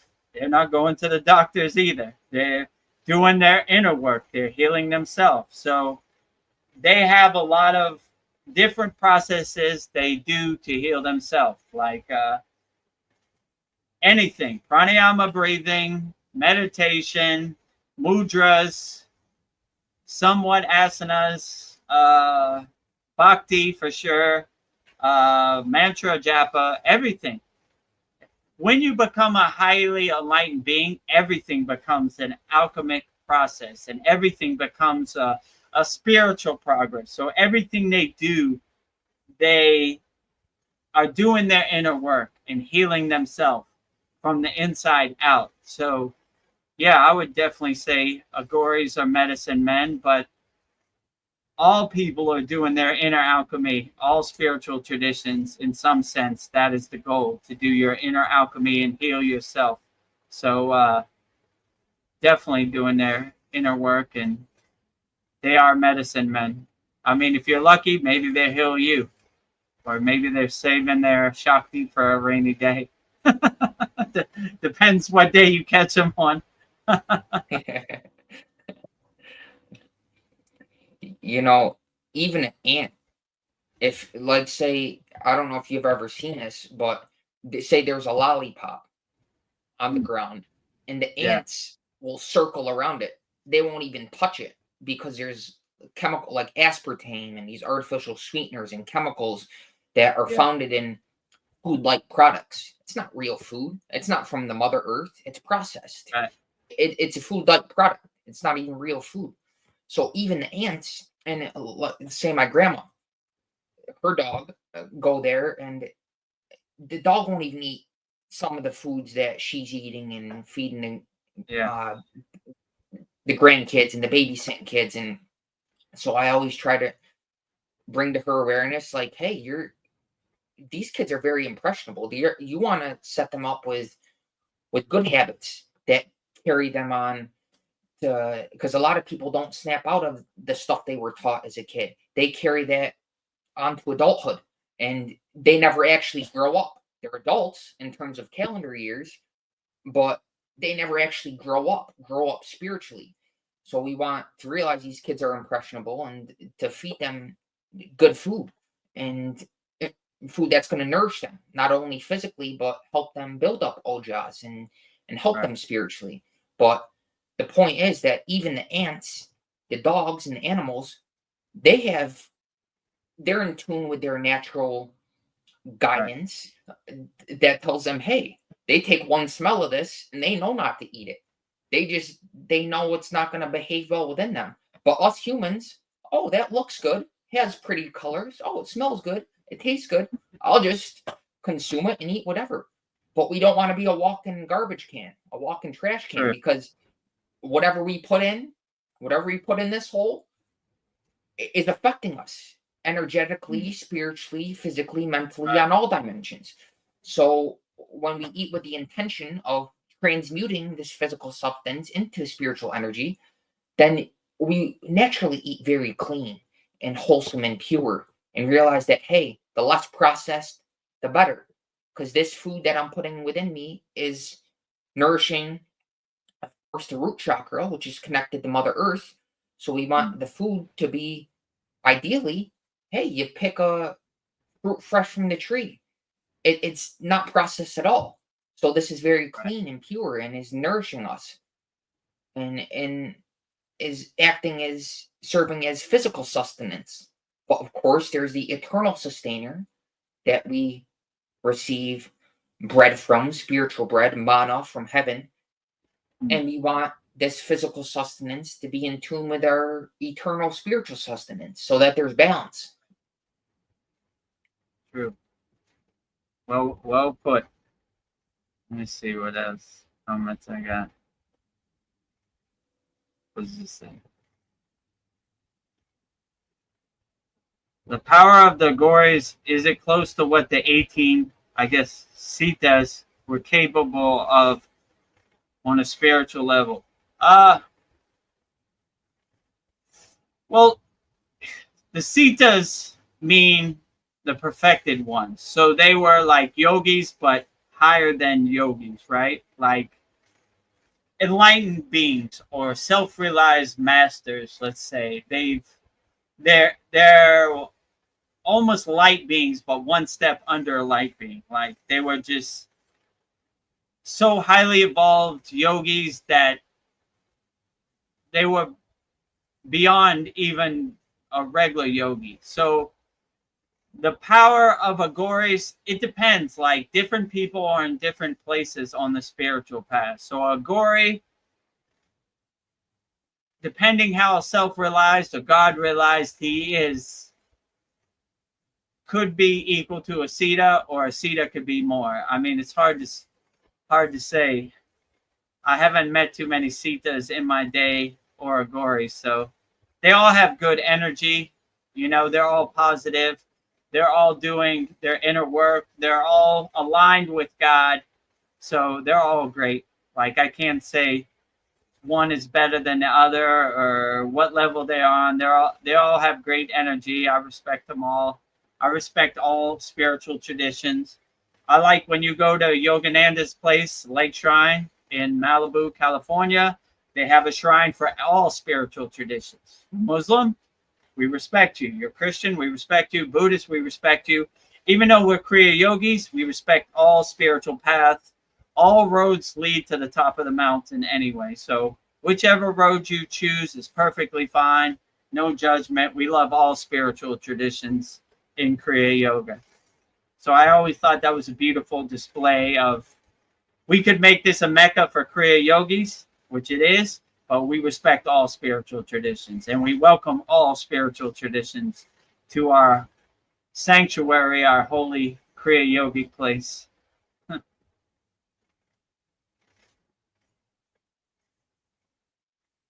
So let's see what else we got. Hello, great to catch you on live. Yes, great to catch you also, Sandy. Thank you for joining us. Nice to put a face to the name, Practice Being. So yeah, all the people who join our live stream every week are now getting to see you in person, right? Put a face to the name. Blessings and freedom to all. I agree. Freedom to all. Fly high. Be a free bird. VGD. I guess that means me. Vedagurudev. Are you open to eating human flesh if it's presented to you on the path? Respectfully, I have no judgment. It would probably be the corpse of a dead person burning in cremation. Hopefully that's a bridge I never have to come to, which I've been lucky in my life. But I would rather eat vegetarian than the flesh of another sentinel being or another soul, you know, like even a vehicle of a soul. So I've been lucky. There's been nourishing food on my path, so I've never had that, you know. When a yogi passes away or transitions, leaves his physical body, they cremate his body and they put his ashes in the Ganges River or whatever river is close by, and the yogis swim in that river and they put his essence over themselves, and you see the Agori smeared himself with holy ash, you know, as kind of a homage to other yogis carrying on their essence, which is beautiful, right? Which is, you know, the Shivas put 3 lines across their head, the Vishnus put 3 lines this way, but it's all the same thing. It basically magnifies and enhances your third eye. Also, the kumkum, the red dot, is on your third eye to kind of open your third eye and enhance it, make it more aware. So, eating human flesh doesn't sound like a tasty meal for me, and hopefully that's a bridge I never have to cross. And I don't know what decision I would make. Maybe it's time for me to transcend my physical body if I come to that crossroad. I might choose the Maha Samadhi path and just say goodbye. I'm joining Babaji around his campfire, and Lahiri Messiah, Yogananda, Yukteswar, you know, Mataji, all the ascended masters, you know. So hopefully that's never a bridge I have to cross. And I prefer when somebody leaves their physical body to not chew their flesh, to use their ash and put their essence over me if I have the opportunity, which has happened a couple times, but it's more of an Indian thing, you know. And that relates to why in the Indian tradition, you don't eat cows, because Right. cows are very sensitive, and they'll Sure. know, even if you're at another part, you're in the house and the cows are in the barn, if you have that connection with them, they feel your emotions. There's no separation and distance. If you're crying, they're crying with you. Right. And so if you eat the flesh of another sentinel being, as you said, say the cows are on the chopping block, they know that they're up next to get slaughtered. The emotions that they're feeling at the moment they're executed, that's within the flesh. So you're taking in those emotions, that fear, whatever the cow is feeling, you're eating that, and it's becoming a part of you. So you don't want to eat that. Right. That's just common sense to me. But you know, a lot of people aren't sensitive. A lot of people may not think sensitivity is a good thing, but we want a heightened sense of spiritual sensitivity. A lot of guys who may be very masculine and bravado, and they only focused on the Shiva and the Lords and haven't integrated their divine feminine, they may want to think it's all about strength, and you know, being sensitive is a bad thing. I don't want to be sensitive, I'm manly, you know. But to me, that's crazy. There's part of the vow of celibacy, there's 4 rules that I've committed to indefinitely. Not to make it about me, but just one of them is not eating meat. The other is celibacy. So no meat eating, no intoxication, no gambling, and what's the other one? No gambling, no fasting, no meat eating, and there's another one.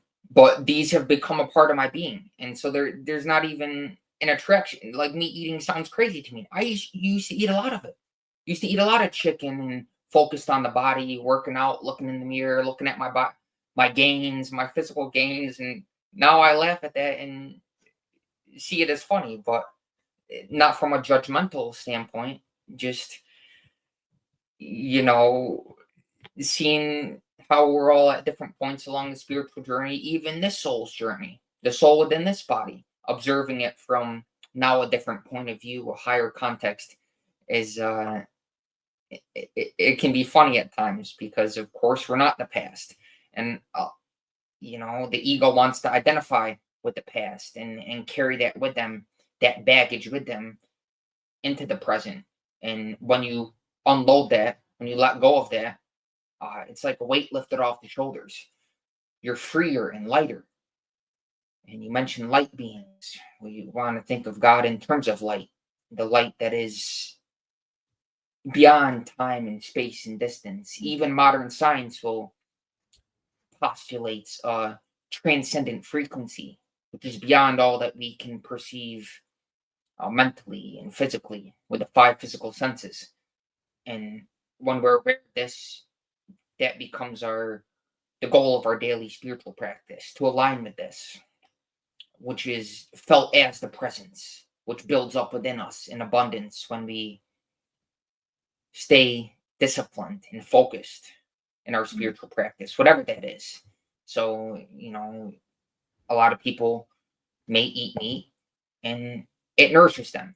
Again, we're not here to be food Nazis. We're not here to tell you, hey, this is what you got to eat. And use your own discernment, use your own discrimination, use your own intuition, what's good for you, and allow that to guide you. We're simply pointing you to your inner guru, your inner teacher, which is already within you. Sure. And we're showing up right now in your experience, not by coincidence. You're watching this because it found you, because you were led to this for some reason, whatever that is. Again, use your own discernment and discrimination. Yeah, well put. Let's see, what do we got? When you do all the inner work sincerely, is developing Sita powers a natural byproduct of your inner work you've done? Can you unlock unlimited potential? Yeah, so the sadhana we do, these siddhis that you get are just basically byproducts of your sadhana or your surrender to your Kriya yogic practice. They're not really a goal. They're just things that happen or little confirmations or signposts on the goal. My guru used to say, who wants siddhis? The short answer, the ego.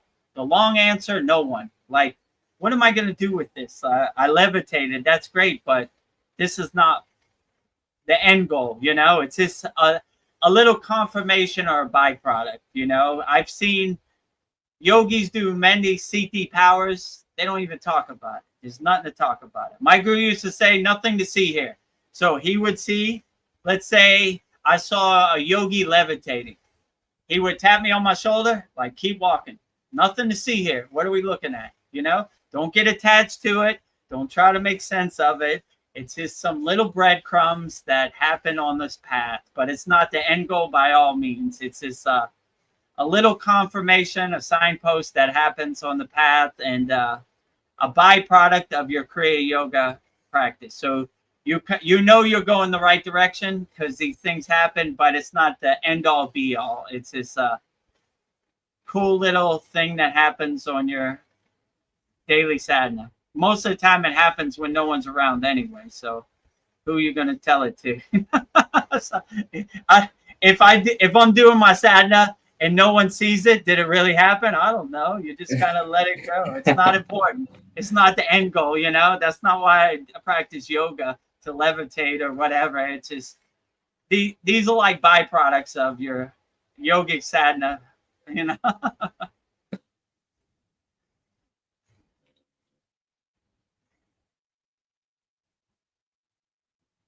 Do you have anything you want to add to that, practice being? Or that sums it up? Pretty much, cities, again, don't mistake the technique or the means for the goal. The cities are a natural byproduct of your devotion, your intention of approaching God. They're nothing to show off. They're nothing to tell anybody about. Because again, they happen when you least expect it. When you have no expectations, that's when you're surprised with these supernatural abilities. Sure. Whether it be telepathy or whatever it is. Right. A lot of people want that outward confirmation. They want to see proof. They want to see physical proof. They want to see a miracle. Yeah. But even again, right at the beginning of this book, it says the devotion. There's a Bible verse. And, I read, like I said, I've read this so many times that it's kind of not like the back of my hand, right? But it says right in the initial pages, it says, except ye see signs and wonders, ye will not believe. John 4:48. So a lot of people want to see these signs and wonders, and they want that outward confirmation. But really, the true yogi is focused inwardly. They're focused on God immanent within their own being. And so they're not out here trying to show themselves off, and we're out here trying to help people, right? We're not trying to show our powers or whatever we've realized inwardly for the world to see. That's not the intention. Whatever God reveals to us is a blessing, and it's not to be shown off. It's not, we don't want pats on the back, because we've only realized this grace through our humility. And so we don't want to show it to the world, because that only feeds into vanity. Vanity is the devil's favorite sin. So how do we protect ourselves from that? We remain humble. True. And so cities are a blessing that is not by our own personal willing. It's only by the grace of God. True. Yeah. And then if you try to do any CT on demand, it never works. When you least suspect it, it creeps up on you. But it's never been my intention to have any CTs. Like I always kept that in the back of my mind, what my guru said. Who really wants this? Like, what am I going to do with this? Like, who am I going to show? Like, you know? And when you do try to show anybody, it's almost like a gift from God, right? That you should treasure. And it's between you and God, you know? Like when I was in the Himalayan mountains, many yogis, they wouldn't even say nothing. They just point to God. Me, you, and God know this has happened. That's all it needs to know, right? Nobody else, right? It's our secret between me and you and God. That's the only person. And most of the time, I almost got to a point where I saw it so often that I didn't even stop to look at it. You know, I just kept walking like, oh, cool. You know, all right. You know, I'm going to do my sadhana. That's good for him. But it's a good reminder of the possibilities that are possible if you do the inner work. So I'm going to do my inner work as best happen, and it's going to take me wherever it takes me. And that's the end goal, you know? All right, I think we come to our last question. But you mostly like be vibrating on such a high frequency, it wouldn't be a focus. Yeah, that's kind of what I said. Like your awareness gets to such a high detached witness point that you don't even attach to anything. You don't attach to anything. You don't even attach to what happens in your physical body. Most yogis, they say neti neti, which means not this. I am not this physical body. I am not this mind. I don't resonate with any of this, you know. I only resonate with my divine oneness and my connection to God. That's it. All this else is almost Maya delusion to me. It's all, you know, so you get yourself to such a high frequency that you don't really attach to anything, you know. If you look at your physical body like changing clothes, like most yogis, then what really could affect you in the outside Maya delusional world? Nothing really. So yeah, it wouldn't even be a focus. It would just be like, oh, that was interesting. Like I've seen many mystical beings in the Himalayan mountains. I just looked at it for 10 seconds, said, cool. Went back in my tent, went to sleep, you know. Went back in my cave and went to sleep. I didn't even think about it, you know. It got to be such second nature. It almost was an opportunity for me to become the detached witness with everything, right? I don't care if the Himalayan Yeti comes. I'm gonna say, hey, how you doing? See you later. I'm going in my tent, you know. Like I looked at all that as an opportunity not to attach to anything, you know. So that's kind of how I would look at it. Yeah, be vibrating on such a high frequency that you're unaffected by anything. And you laugh at this Maya delusional world like the joke it is. You know? I like when Babaji says, death is a joke to me. I am the death of death. So if we laugh at death and we laugh, all this other stuff is kindergarten to us, you know? It's like, what? Please, you know? So I'm vibrating on it. Like I said, I'm up on a cloud. I wear all white. I don't want to roll in the mud with the pigs and get my clothes dirty. So be so high on a frequency that you're so unattached, you're such a detached witness that nothing affects you. You don't absorb any lower level energies. It flows True. through you. It just, Right. because you're above it. Not that you're better or on a higher on the hierarchy, because there's no hierarchy. You're at such a high frequency that a lot of things are laughable. You don't judge, Right. but grandma always used to say, you either laugh or you cry. So I'm not going to cry unless they're tears of joy. Sometimes, you're sitting in meditation or you're doing your chanting or sadhana, and tears will be flowing down. They're tears of joy. It's not that I'm sad. They're tears of joy. But she always said, you either laugh or you cry. So you laugh at it. You choose to smile and just say, you know what? I've been there too. I empathize with it. I can relate to it. But I'm just glad I'm past that now. And you start to see yourself as a mountain, and these are just clouds passing your mountain. The mountain's unaffected by the clouds. The mountain's unaffected by the wind, the snow, the sun. It always stays anchored. It always stays the same. My guru used to say, thoughts are like waves on the ocean, but we are the ocean. We are the ocean of being. So when you become the ocean and you're underwater inside yourself, thoughts, the waves on top of the ocean have no meaning. You can't even feel them. So that's kind of how I look at these lower frequencies. Like, I am the ocean.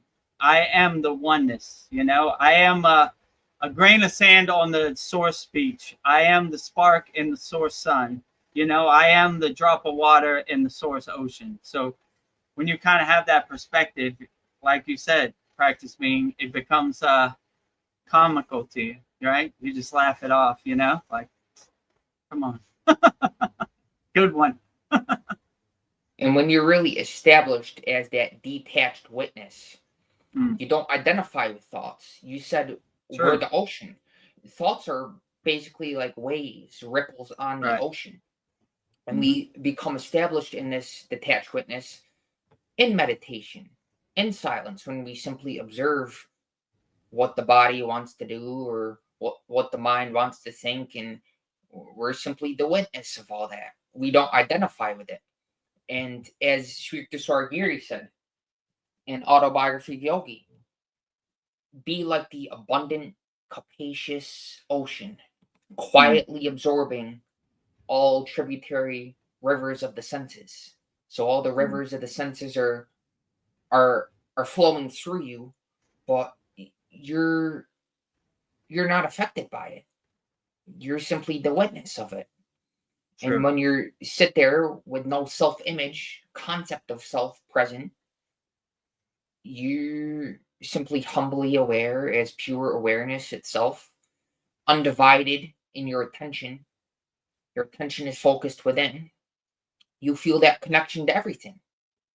And you realize that the only eternal thing in this existence is that detached witness. And when that is your identity, when your identity is with the witness, the unchanging, timeless, formless witness, then you're not affected by, things physically, mentally, or even your own thoughts. A thought might show up, you laugh at it. Where'd that come from? A random memory may come up and you're like, wow, it's funny how you show up today, but you don't take it seriously because you're the witness that thoughts come and go, thoughts change. But what is that which is the basis out of which everything arises? And the more we're aligned with that detached witness, that's our identity, the closer we are to God.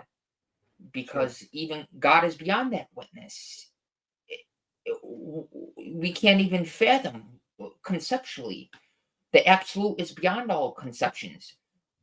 Imagine yourself as a light, being the speed of light, which is beyond all time and space. That is me. That is my identity. How do I realize this practically? Well, we speak of Kriya Yoga. We speak of Karma Yoga, Bhakti Yoga. These different paths, which we didn't make up. Vedagurudev and Practice Being, Alex didn't make up. These are established paths that many devotees and yogis have walked the paths and paved the way for us, paved the way for us to follow. And we say follow, yes. Veronica, in the last comment, or question, used the word sincerely. That sincere inner work. And that sincerity goes hand in hand with humility. So when we humble ourselves and surrender and bow, everything's an offering. We follow those enlightened beings, that ascended masters that have paved the way for us to follow. And so of course, we bow to the guru, the master, and we follow their footsteps wholeheartedly, unconditionally, because we realize, wow, no matter how evolved I am spiritually, how high I am in frequency, there's always room to grow, always room to evolve.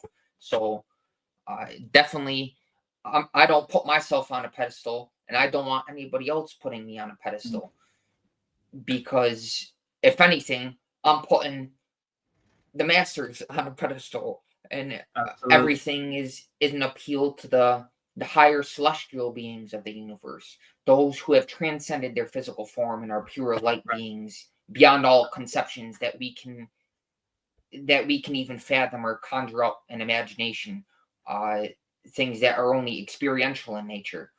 And in order to be revealed these experiences, we have to humble ourselves, and that's really God's favorite quality, is humility. Even Babaji in Autobiography of a Yogi, he's washing people's feet, washing the feet of sadhus, because there's no judgments between this and that, between oh, this is a perfected yogi, an enlightened being, and that is just a guy off the street. No, the point is, you see God in everybody, in everything, and when there's that humility, then you don't see yourself as better than anybody, and you can express freely and effortlessly as we are now, because you come from the heart. When you come from the heart, there's nothing to hide, because you're not pretending. You're not pretending to be somebody you're not, because you're actually practicing what you're preaching. You're practicing being, and therefore sharing is a natural consequence of that. Well put, Practice Being. Well, I guess that's our last question. So we'll wrap it up. I think we've been on here for 2 hours, but all my subscribers, please subscribe to Practice Being's channel at Practice Being, and all Practice Being's subscribers, please subscribe to my channel right there, Vedagurudev. If you want to start practicing Kriya Yoga, discover the secrets of Kriya Yoga, 100% free, kriyayogamasterclass.com. Just join our group. We have a lot of motivational videos, and we'll give you the framework to start practicing Kriya Yoga. If you're really going through something and you need to talk to somebody, book a call with me, Vedagurudev, kriyayogamasterclass.com. I'll get on a call with you, and we'll try to solve your problems in real time. So if you would enjoy this conversation and you want to see more of these conversations, then comment down below. Maybe we'll come back sometime shortly, and we'll answer all your questions. And hopefully you've found this conversation between me, Vedagurudev, and Practice Being enlightening as I did, and very profound. So hopefully you get some benefits. And if you need some help, by all means, reach out to me or reach out to Practice Being. We're trying to help as many people as possible. Rising tides lift all boats, so we're trying to lift everybody up. And if you resonate with Kriya Yoga and you resonate the words that are coming out of our mouth, let's start practicing Kriya Yoga, right? My guru used to say, what's the best time to plant a tree? Best time was 10 years ago. He said, what's the second best time to plant a tree? Today. So let's get started today. Let's start working. Let's start getting help, and let's start being better yogis. If I could do it, anybody could do it. I'm no magical, mystical being. I was just like you. I was in my ego self. I was materialistic. I was attached to the Maya delusional world. If I can make a U-turn, a 180, pivot, and change course, then anybody can. And Practice Being is a perfect example of that also. So, like he said, we don't want to be put on a pedestal. We're just like you. When I look at you out there, I see myself as a reflection. It's like a mirror looking back to me. The questions you had are the same questions I had. So let's get help. Let's get you some tools to help you navigate this crazy, chaotic, Maya delusional world in 2025 and be the best yogis you could be. So start by subscribing to my channel. Start by subscribing to Practice Being channel. And let's start getting help. And rising tides lift all boats. So do you have any last words you would like to say, Practice Being? That's a great way to wrap it up, brother. Simply Jai Babaji, and I think Jai Babaji. the best way to wrap it up is a chant. So Okay. whatever your favorite chant is leave us So on that. first of all, everybody watching this, I will give you Babaji's Mula mantra, which is his direct phone number. If you're going through something and you need a mantra in your pocket to help uplift you and get you out the hole you are, I will say Babaji's Mula mantra 3 times. Om Kriya Babaji Namo.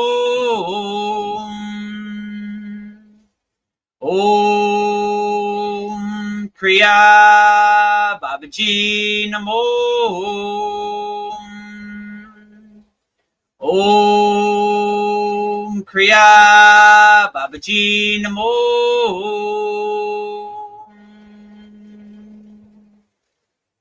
Next, I will say the Shanti Universal Peace Mantra, sending peace and love to all people all around the world. Om Shanti, Shanti, Shanti, Shalom. Sat Nam Sadhu Tao Om Spirit, Swami Kami, Amen, Amen, Omen Selah Om.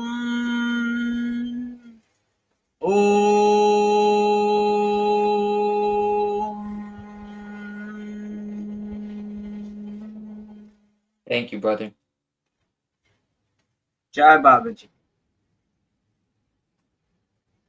Subscribers of the Practice Being YouTube channel, we have a special treat for you this Wednesday, June 18th at 10 a.m. Eastern Standard Time. We will be doing a live stream with me, Himalayan Yogi, Vedagurudev, and Practice Being. We'll be taking all your questions live on the live stream. So make sure you get all your questions ready and click the link below. That will take you right to the live stream. So have all your questions ready. We'll be answering all questions about Kriya Yoga or whatever questions you have. This is your opportunity to have them all answered live on the live stream. Also, subscribe to my channel at Vedagurudev YouTube channel, Vedagurudev,